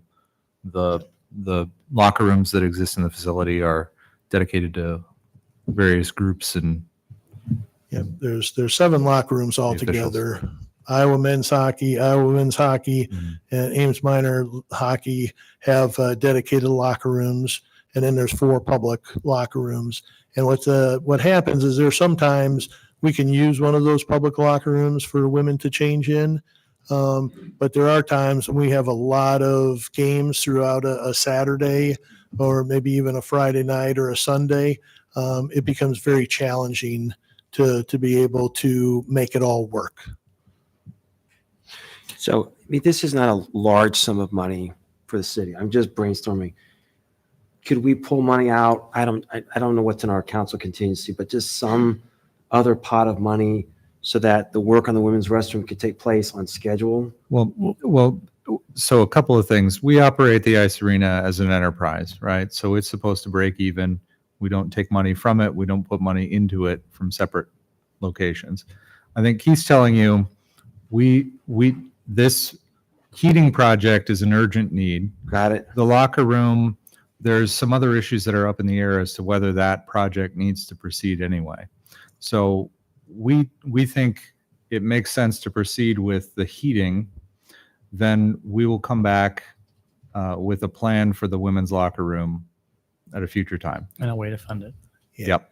Yeah, and I think it's very well put, Brian, because where we were looking to put the locker room when we did the ADA audit, there were some concerns that were brought up about where we were going to locate it. So we do need to look for another location, and it might be adding on to the west side of the building for a locker room. So there's a number of things that we need to do with that. So I would agree with what Brian said, that we do need to fix the radiant heat and get that done. And then we'll work on getting a new plan for a women's locker room and bring that back. Yeah, I apologize. I misunderstood this. So I'm totally in favor of getting the radiant heat fixed. But if it's just a matter of reprogramming this for a later time anyway, then it certainly makes sense to pull that money over. But if money was the issue, then it's just not a lot of money. We could make that work. So what you're telling us, it's not about the money. It's a matter of this isn't what you want to do anyway for the women's restroom or women's locker room. Correct. Okay. All right. I apologize. I understand now. All right. Is there a motion to approve reallocation of $75,000 of ice arena CIP funding from the women's locker room project to the radiant heating replacement project? So moved. Second. Thank you. Roll call. Aye. Aye. Aye. Aye. Aye. Thank you. Thank you. Thanks, Keith. All right, move on to number 31, hearing on a major site development plan for 3216 Trip Creekside Townhomes.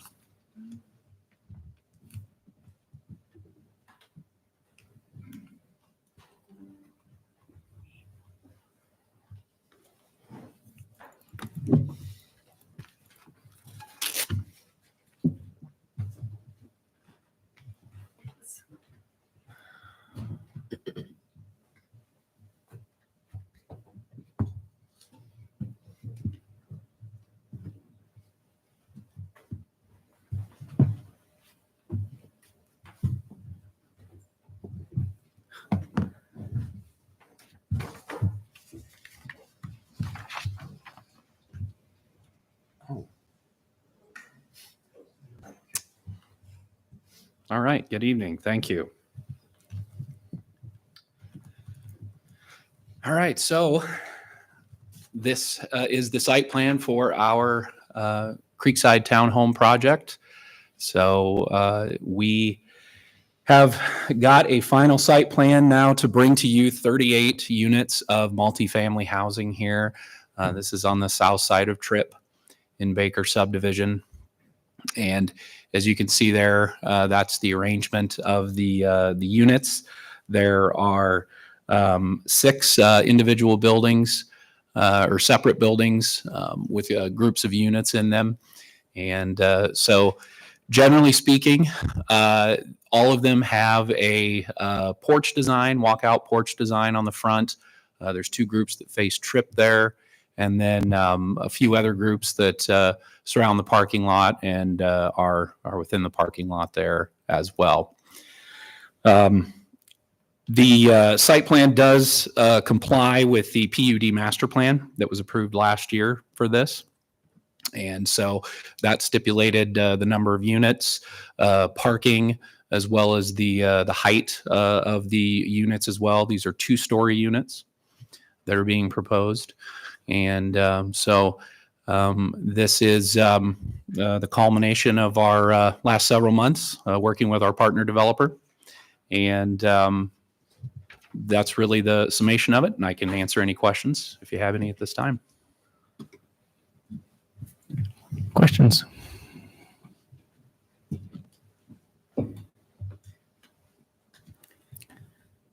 So this- Enthusiastic support. Yes. And this has, I think, gone back to the neighborhood, and they're all aware and being kept up to date on progress and Yep. plans and, okay. Yep. Great. We held an outreach meeting in January Okay. where we actually showed them the essentially the finished product, and we did make them aware of the meeting tonight. So, Okay. yep. Wonderful.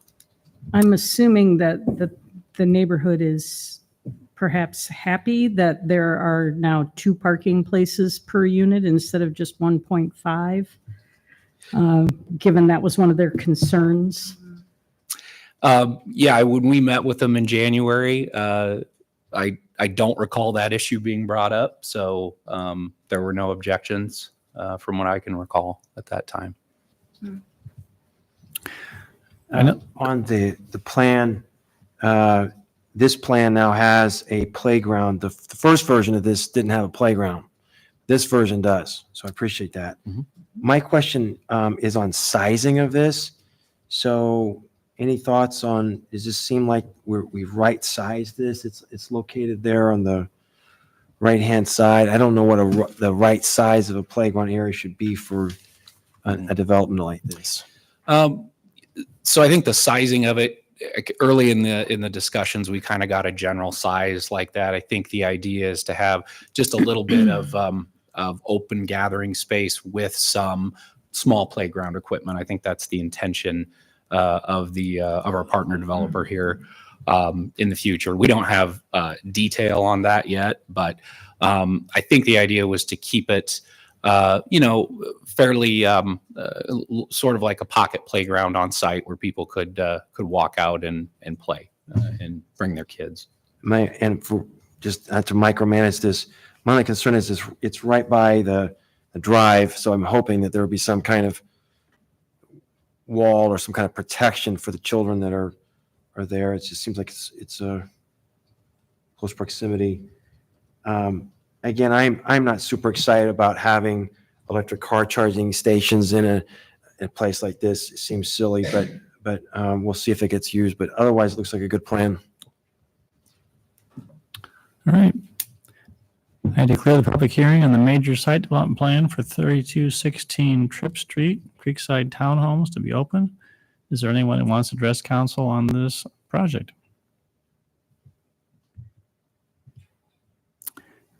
Seeing and hearing none, declare the public hearing to be closed. Any closing comments or questions? All right. Entertain a motion and resolution approving the major site development plan. So moved. Second. Moved and seconded. Thank you. Roll call. Aye. Aye. Aye. Aye. Aye. Good. Look forward to seeing that break ground Yes. in the next few months. All right, we'll move on to item number 32, hearing a major site development plan, 210 South Fifth Street, Boys and Girls Club. All right. So this is a addition that's being proposed to the Boys and Girls Club. They're on South Fifth. The reason for this coming before you as a major site plan is the proposal there calls for some of the additional parking lot construction to extend into the floodway. The floodway is the most sensitive part of the floodplain.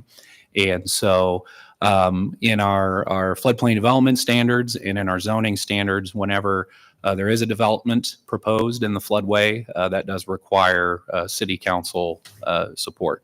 So as you can see there, the parking lot extends south. The diagonal line is the floodway line. The entire site is in the floodplain, so it does need to meet flood protection standards. And they're doing that through a reinforced wall with their addition and the existing building.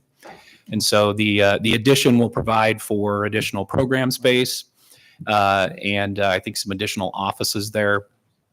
And then, of course, they're going to be establishing some landscaping around the parking lot and in the front yard as well. And so the major component, though, of the request through the major site plan, again, is the concurrence on floodway non-disturbance, I guess.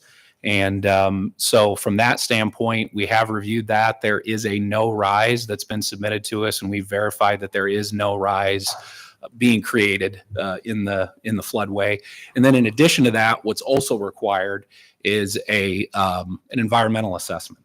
And that's been done by the owner's engineer and submitted to us. And we've included that in your report. And that finds that there's no adverse impact to the floodway and that there's no mitigation of anything required or no disturbance to any wetland. So I can answer any questions you might have on this. Questions? Justin, how does the extensive work to the west of this location change the analysis on the floodway? I mean, it's dramatically different, looks dramatically different west of this site. How does that change the calculus in our evaluation in terms of the risk of flooding? Sure. So as far as the actual floodplain is concerned, it hasn't changed our analysis in terms of the risk. I think the intention of that project was to, when flooding does occur, hopefully reduce the impact of it. And so what we're hoping is through that project that any future flooding that occurs hopefully won't have the magnitude or intensity that past floods have. That being said, the actual designated floodplain here has not changed as a result of that. We would have to go through a map amendment process separately in order to analyze that with the project data that we've got from that project. But hopefully with the changes that were made, any future flood, which hopefully wouldn't occur, but very well may, would have reduced depths and would have reduced intensity. Yeah, thanks. Yep. Other questions?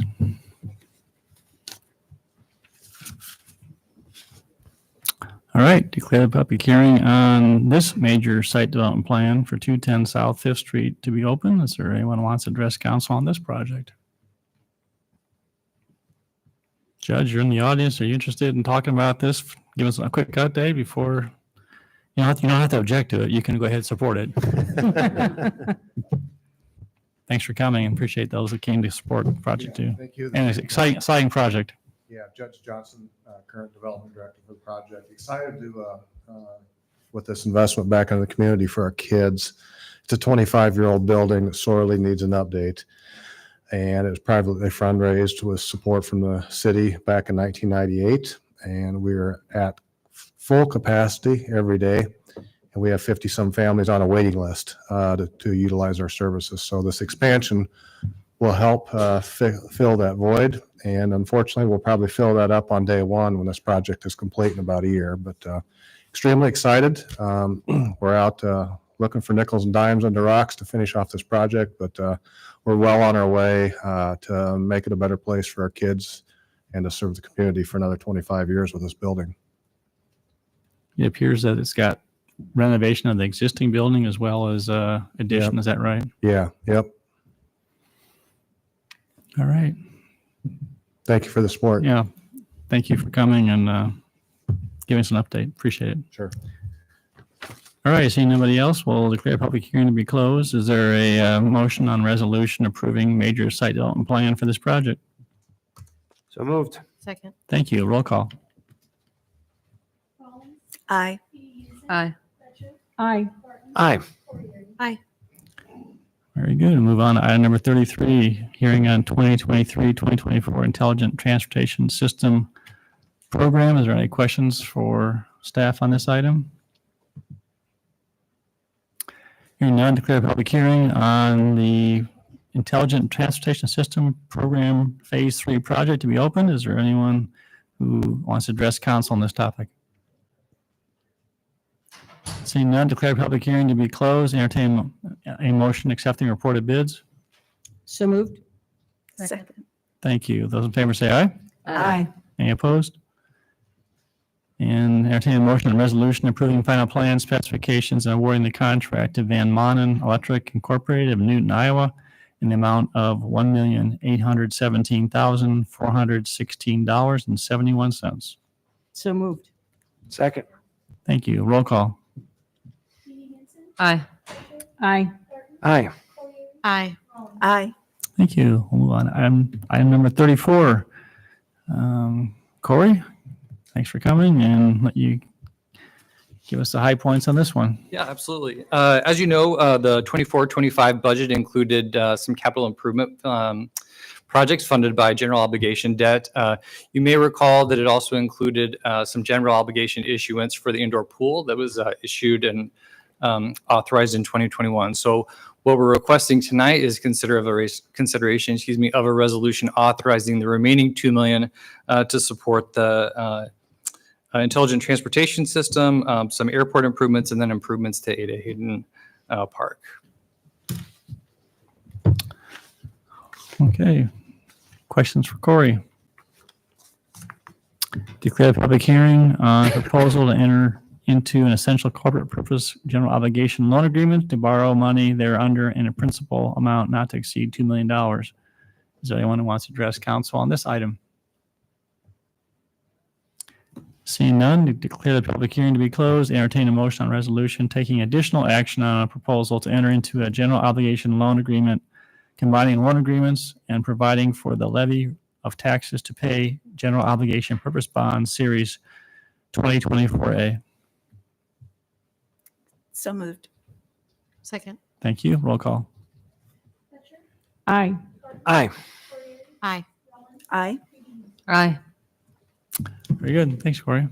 All right, moving on to item 35, staff presentation on FY 24-25 sanitary sewer rate increase. Good evening, John.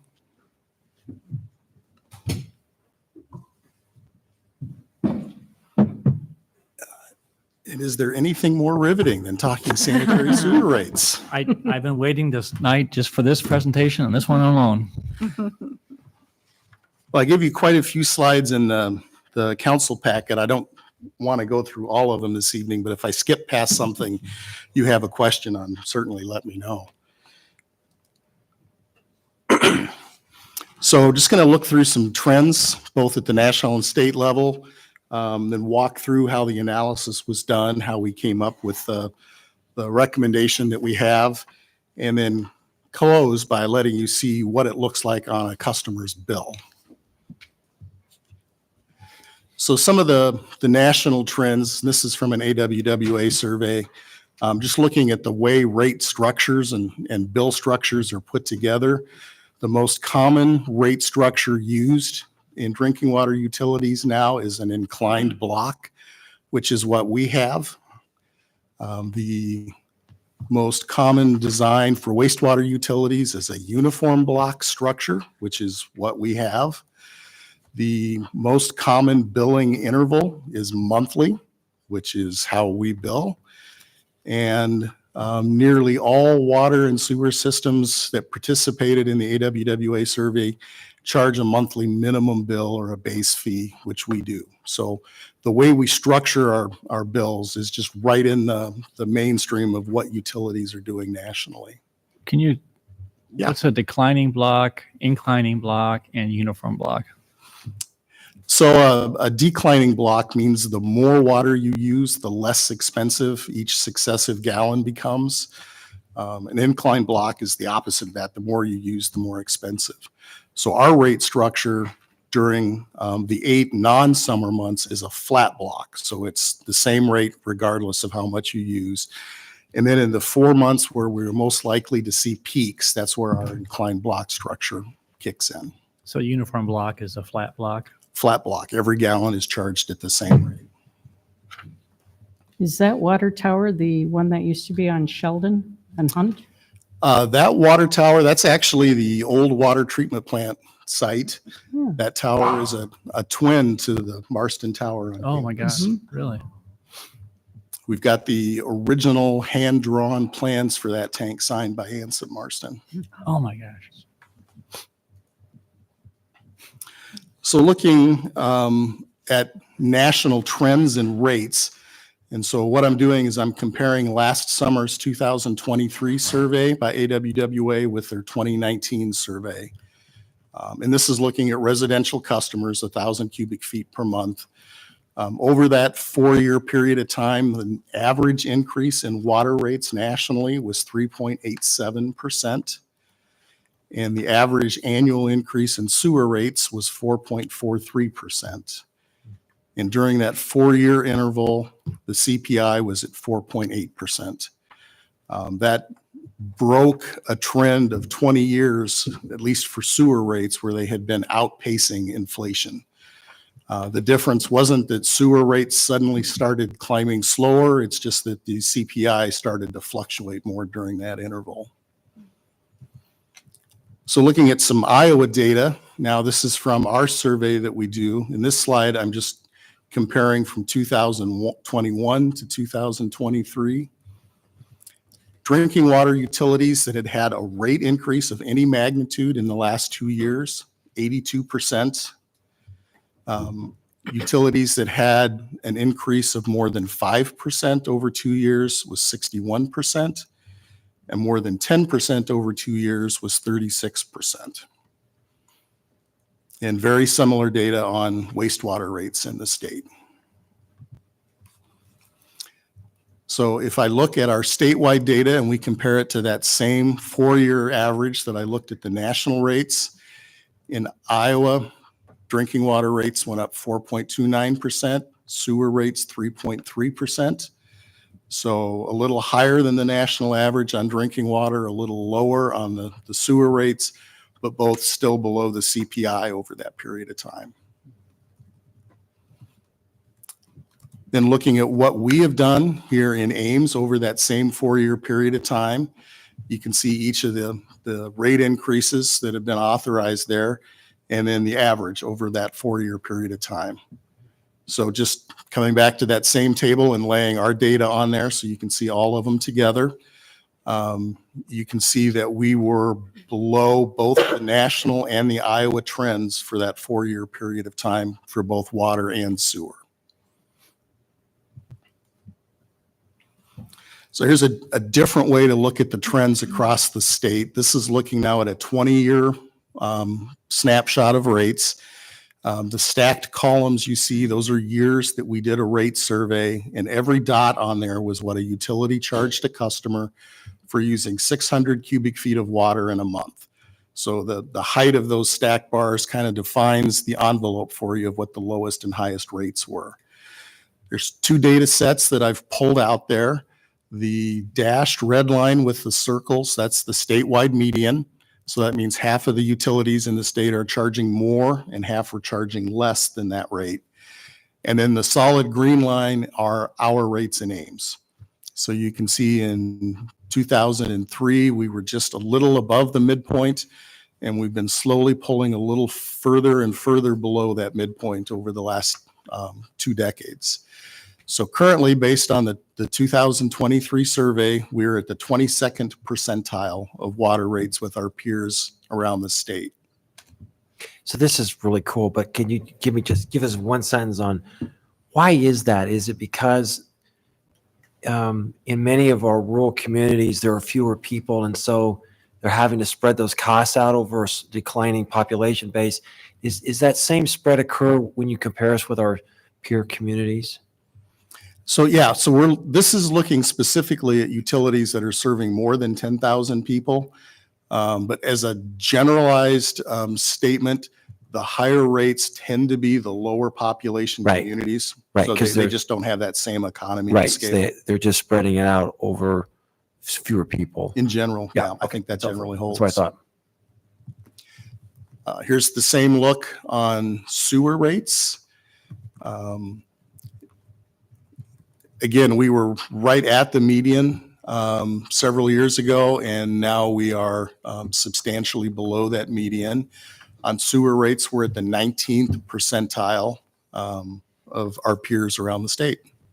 I'm just shocked at the difference.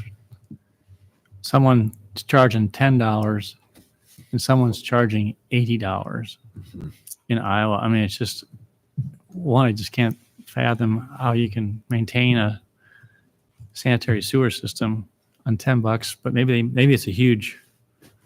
Do you know who those are? I mean, or what is that? Those large metropolitan or and small? I don't want to call them out necessarily, right. but that Protect the utility is innocent charging and, $11. They're under pressure from the Iowa DNR because the system has not been maintained, and you're not going to see them staying at that rate. In contrast, you see one that's become an outlier at the upper end. That's a utility that, this is my opinion, but for a number of years was neglecting their collection system. And again, they had massive. They had the state step in and mandate things. And so sometimes the least expensive thing to do is spend some money on your system, because if you don't, then you run the risk of somebody imposing something that may not feel rational to you, and as a result. So I tried to capture specific on the wastewater side, 3 things that are really driving our forecasted expenses looking ahead over the next 10 years. Certainly increased regulatory requirements is one of them. The nutrient reduction strategy stands out there as a key driver. The need for infrastructure renewal and replacement, not only in the treatment plant, but also in the collection system. John and Tracy have been doing a lot of work addressing needs in the sanitary sewer collection system. And then we are still seeing increases in just routine equipment and commodity prices, and so that's impacting the operating budget as well. So if I had to put the drivers into 3 buckets, that's probably where I'd put them. So this is the sewer fund rate model. This is the output from that model. And the goal is to not just keep the fund balance above 0, but to fill the yellow box there. That's our target operating reserve. And so you see there, the 2022-23, that was the ending balance in the sewer fund in fiscal year 23. We did do a 5% rate adjustment that year. 23-24 is our current year budget. That's where we're anticipating we're going to finish the year. And we did not do a rate increase in the current fiscal year for sewer.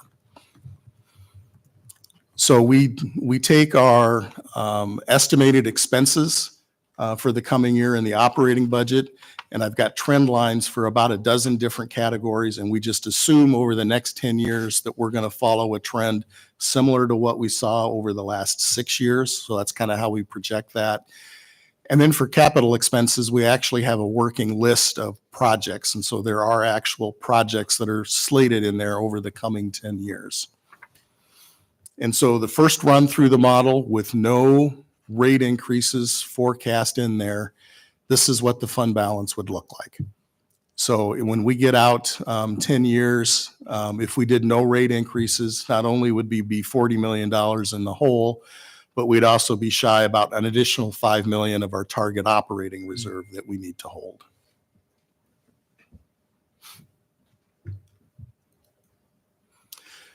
So what we do then is it's a little bit of a trial and error, just playing around with rate patterns, trying to look at options that will do three main things for us. We need to satisfy, obviously, our debt coverage requirements for any outstanding loans that we've got. The state revolving fund has a debt coverage ratio of 110%, which is very attractive. If we were doing, say, revenue abated GO, that'd probably be 125%, and that would definitely impact the rates that we would need to charge. We're also trying to meet at the end of each fiscal year that operating reserve target. As a reminder, we used to be at 10%. We're in the middle of a process where we're trying to increase that reserve by 1% each year until we get to a target of 25% of the annual operating expenses. And then the final thing that we try to do is smaller increases more frequently as opposed to larger increases less frequently. And what I mean by that, if I back up to this graph, you can see that the fund doesn't miss the target until you get out until the 6th year. So you might want to say, well, why don't we just wait 6 years and then adjust the rates? The reason is because we would have to do a 40 or 50% rate adjustment if we waited that long. It's actually easier to turn the bus a little bit each year than race all the way up to the cliff and then suddenly try to turn the wheel in a 90 degrees. So that's what I mean when I say that we're looking to do smaller increases more frequently. And John, those big maroon bars are really taking care of the improvements. Is that correct? At the wastewater treatment plants that's required for the to meet our nutrient reduction project and plant upgrades. Is that correct? Yeah, those are all factored in. They're all capital improvement projects. Yeah. And it would also mean that we're going to not meet the SRF requirements either for correct. Correct. So then we couldn't use those low interest rate loans. Correct. Which would then further increase or exacerbate the cost for our operations. That's exactly right. Okay. So for each of the two funds, the water and sewer fund, this is the pattern that we're looking at. It should look very similar to what we showed you a year ago. I think we're kind of locked on a pattern that's working here right now. You can see that we try to alternate water and sewer every other year so that we're not hitting both funds at the same time on a customer's bill. And so this year, the recommendation is 7% in sewer. And looking now at the sewer fund, if we go back and lay that pattern of rate increases into the model, this is what the sewer fund looks like over the next 10 years. So that pattern is fully funding our operating reserve. It is every year meeting the debt coverage requirements, and we're keeping the rate increases to less than 10% in any given year.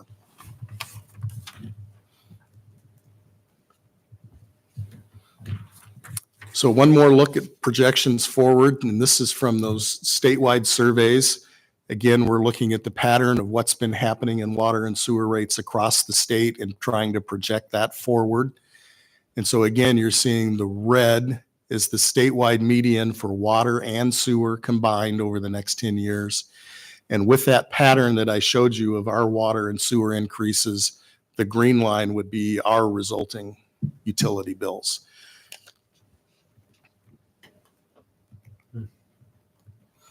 So this is numerically what the rates would look like, our current minimum charge, and then the per unit charge for sewer. Again, it's a flat uniform block structure, so every gallon is charged at the same rate.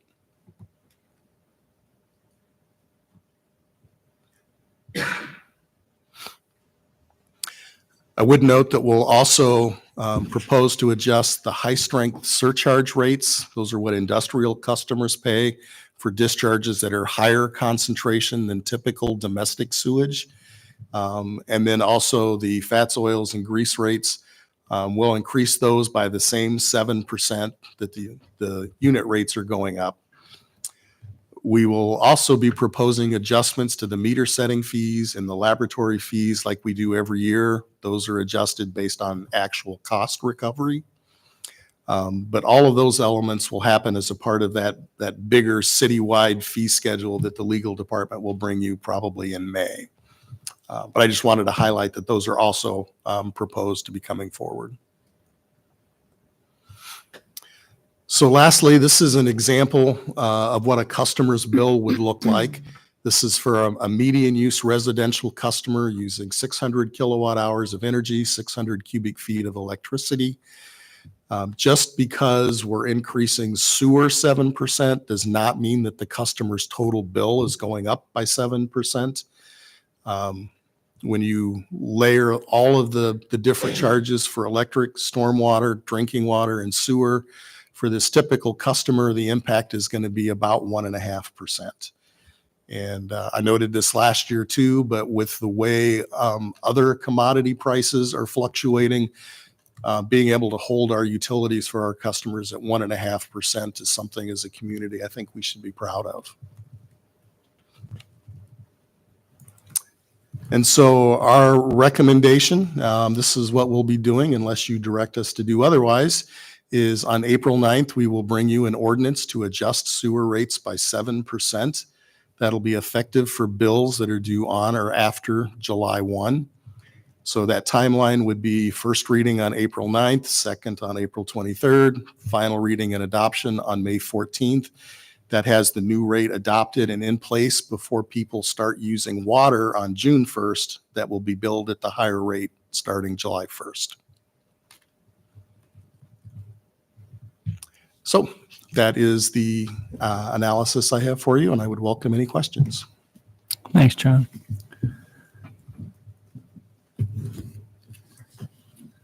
Questions?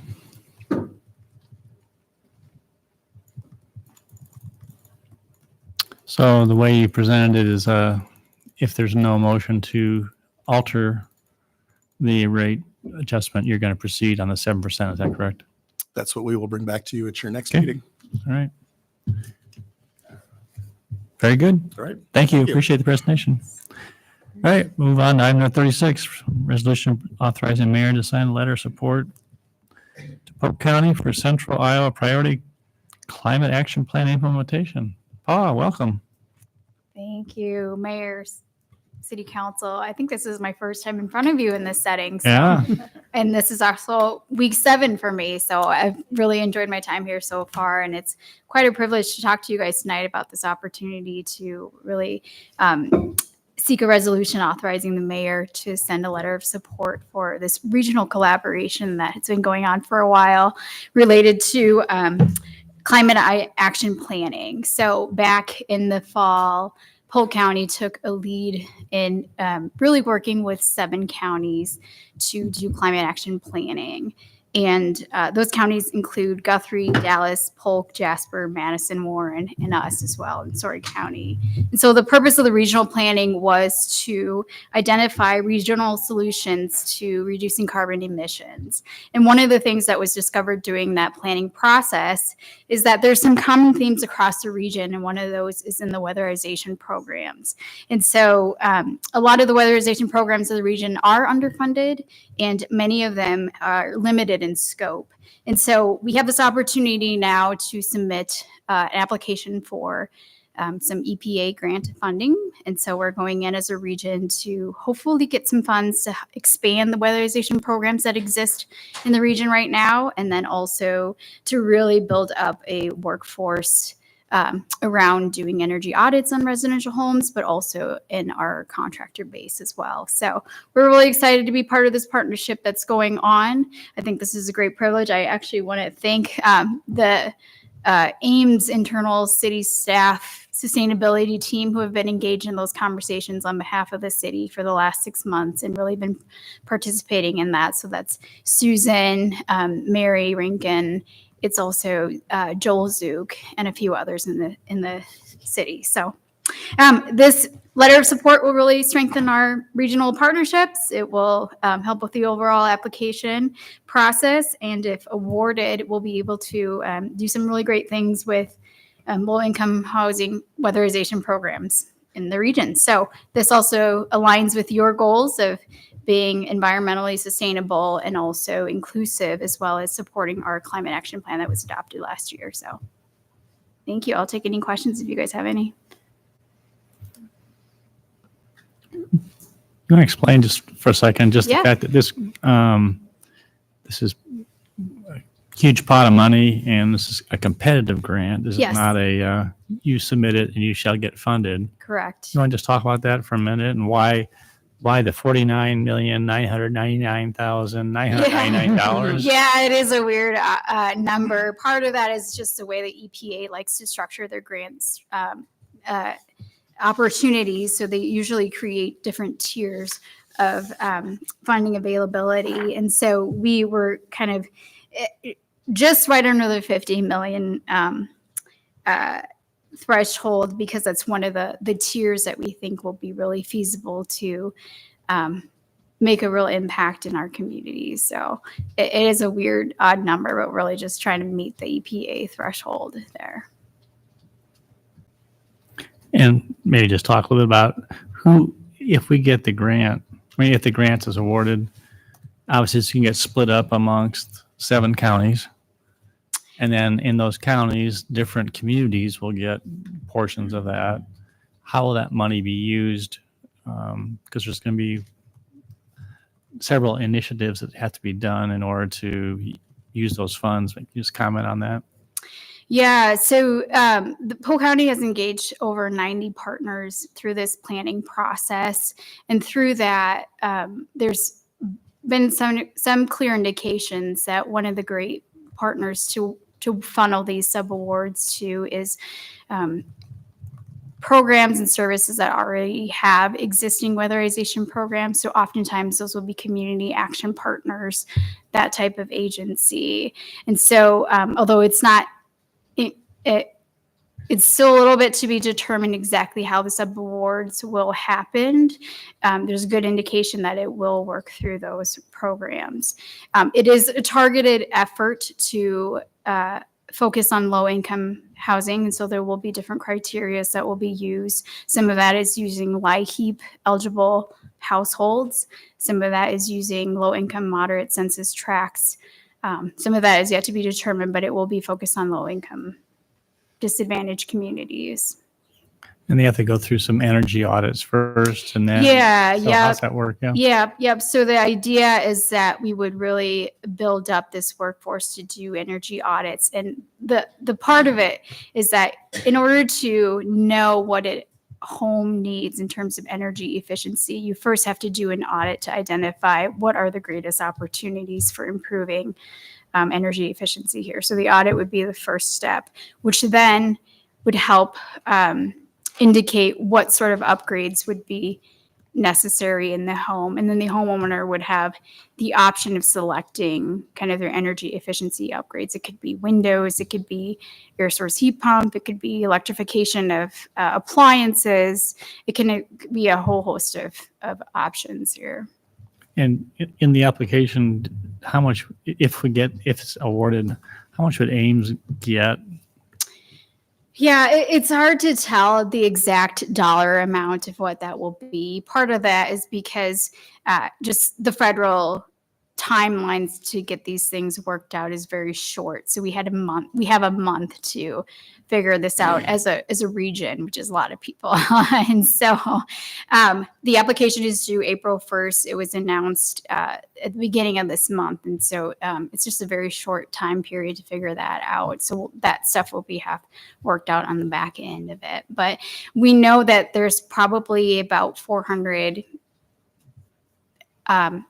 households that seek LIHEAP assistance in Ames. And so that's gives us some idea of what that number could be. It's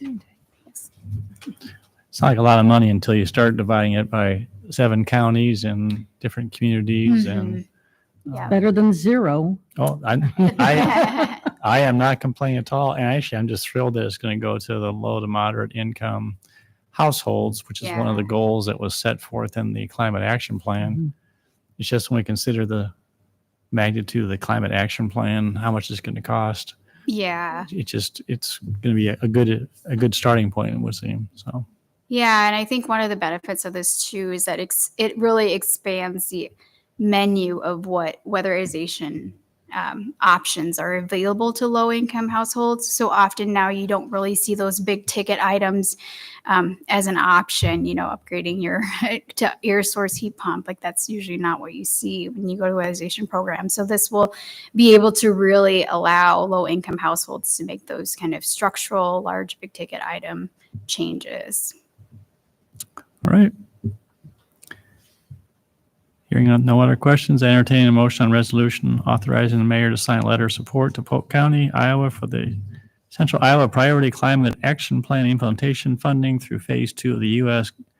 Environmental Protection Agency Carbon Pollution Reduction Grant in the amount of $49,999,099. Moved. Second. Thank you. Roll call. Aye. Aye. Aye. Aye. Aye. Thank you, Paula. All right, move on to item number 37. Entertain motion on third reading and adoption of ordinance number 4523, amending chapter 28, section 28.106 of the Ames Municipal Code regarding commercial electric vehicle charging rate. Move on third. Second. Thank you. Roll call. Aye. Aye. Aye. Aye. Aye. Thank you. And entertain a motion on third reading and adoption of ordinance number 4524 to the Ames Municipal Code, chapter 29, zoning ordinance to allow two-family duplex dwellings in a single family and other residential zoning districts. Move on third. Second. Thank you. Roll call. Aye. Aye. Aye. Aye. Aye. All right, we'll move on to we have about 8 items here tonight for the disposition. First is a request for yard waste removal exemption from Joyce Matters.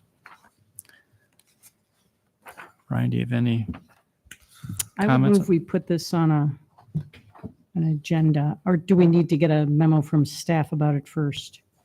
I think either one would be Well, then, appropriate. why don't we get a memo from staff? A second. All right, motion for memo from staff on this matter. Those in favor of the motion, please say aye. Aye. Aye. Any opposed? Motion carries. Second item, the appears to be a final report from Dr. Lenka Poplin on the ISU Community and Regional Planning Department.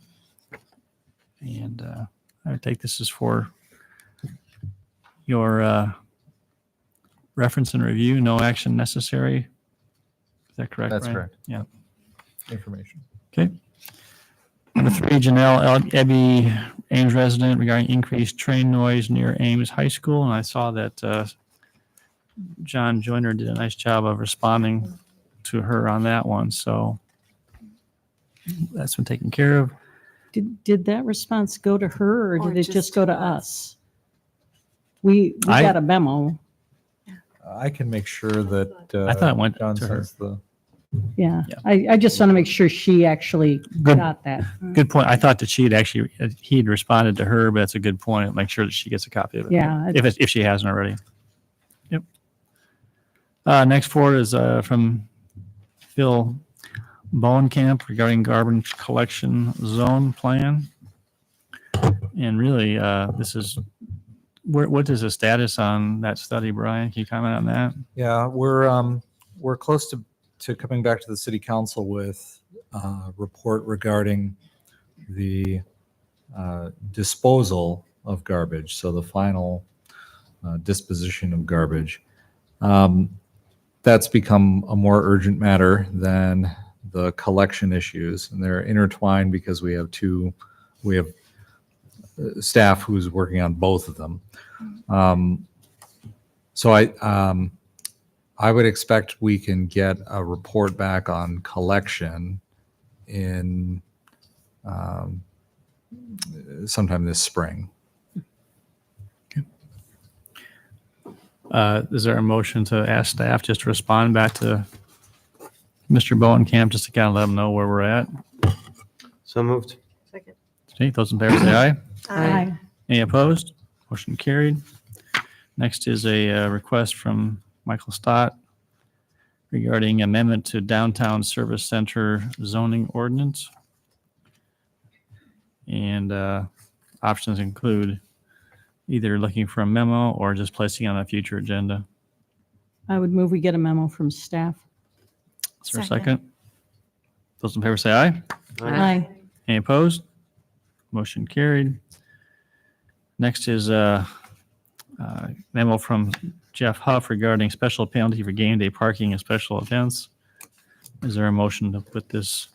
Actually, there's two options. One is just update the ordinance, or two is put it on a future agenda. Let me do both at the same time. Yeah. Maybe just take this right to a future agenda. Yeah. Just move on, I right? would move we put this on a future agenda. Okay. All right. Those in favor say aye. Aye. Any opposed? Carried. Number 7. There's the memo.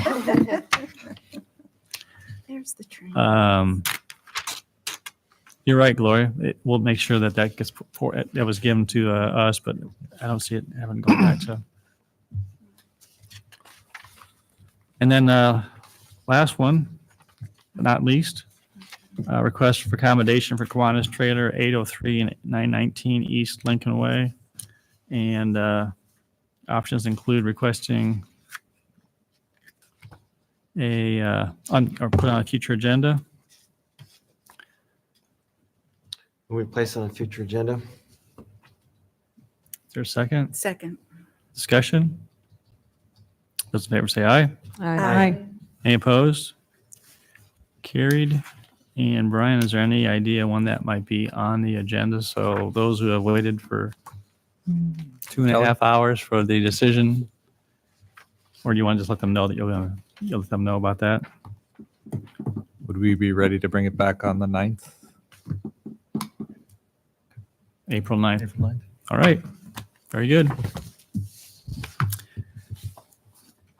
All right, we'll move on to report of governing board, and to those who might have had some questions and saw the agenda, this is more intent for the council to give updates versus members of those agencies. So this is the first time we've done this, but we'll start with, I think Anita, are you the one that has just a quick update on the Ames Convention Visitors Bureau, what's going on, things that you can share?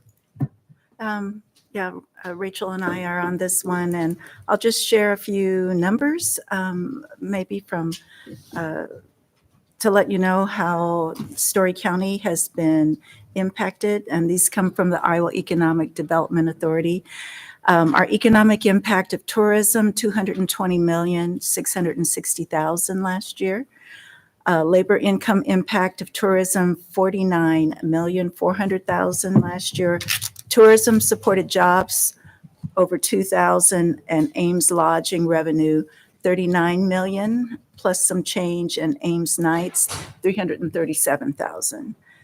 In terms of community grants issued by Discover Ames, the number of events receiving awards in 2023 was 27.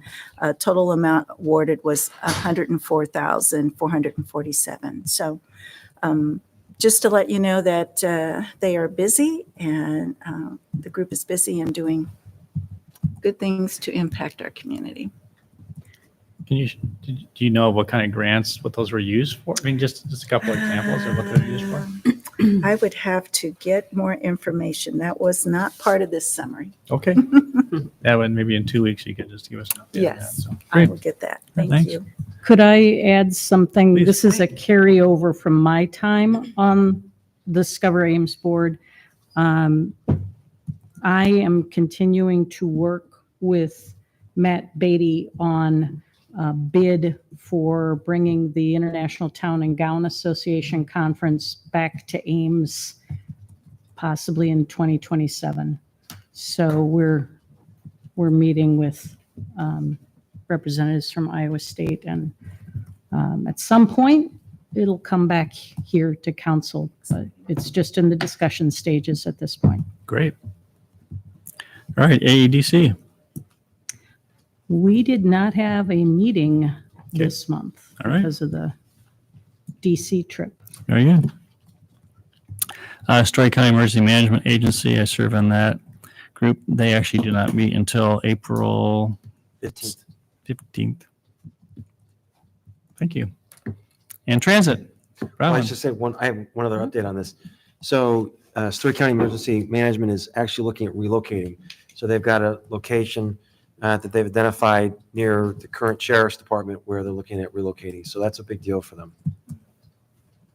Thanks. Transit? Yeah, for transit, I think that the last meeting we had, the main item on that agenda was a grant application for a facilities expansion for Cyride, which is something they've been wanting for a long time. This expansion would be about 16 million approximately. And 13 of that is what they're asking for in the federal grant that they submitted. This would be a lot of things, more storage for buses inside. Right now they have to park a lot of buses outside, adds to the wear and tear, that kind of thing. Electrical vehicle charging infrastructure and fire suppression. And then some administrative expansion and the maintenance bays, some improvements there. So overall, a big expansion for Cyride, but needed, and hoping for that federal grant. So that was kind of the biggest item on our agenda. One is like Tim and I are going to DC in the middle of April as part of the chamber contingent.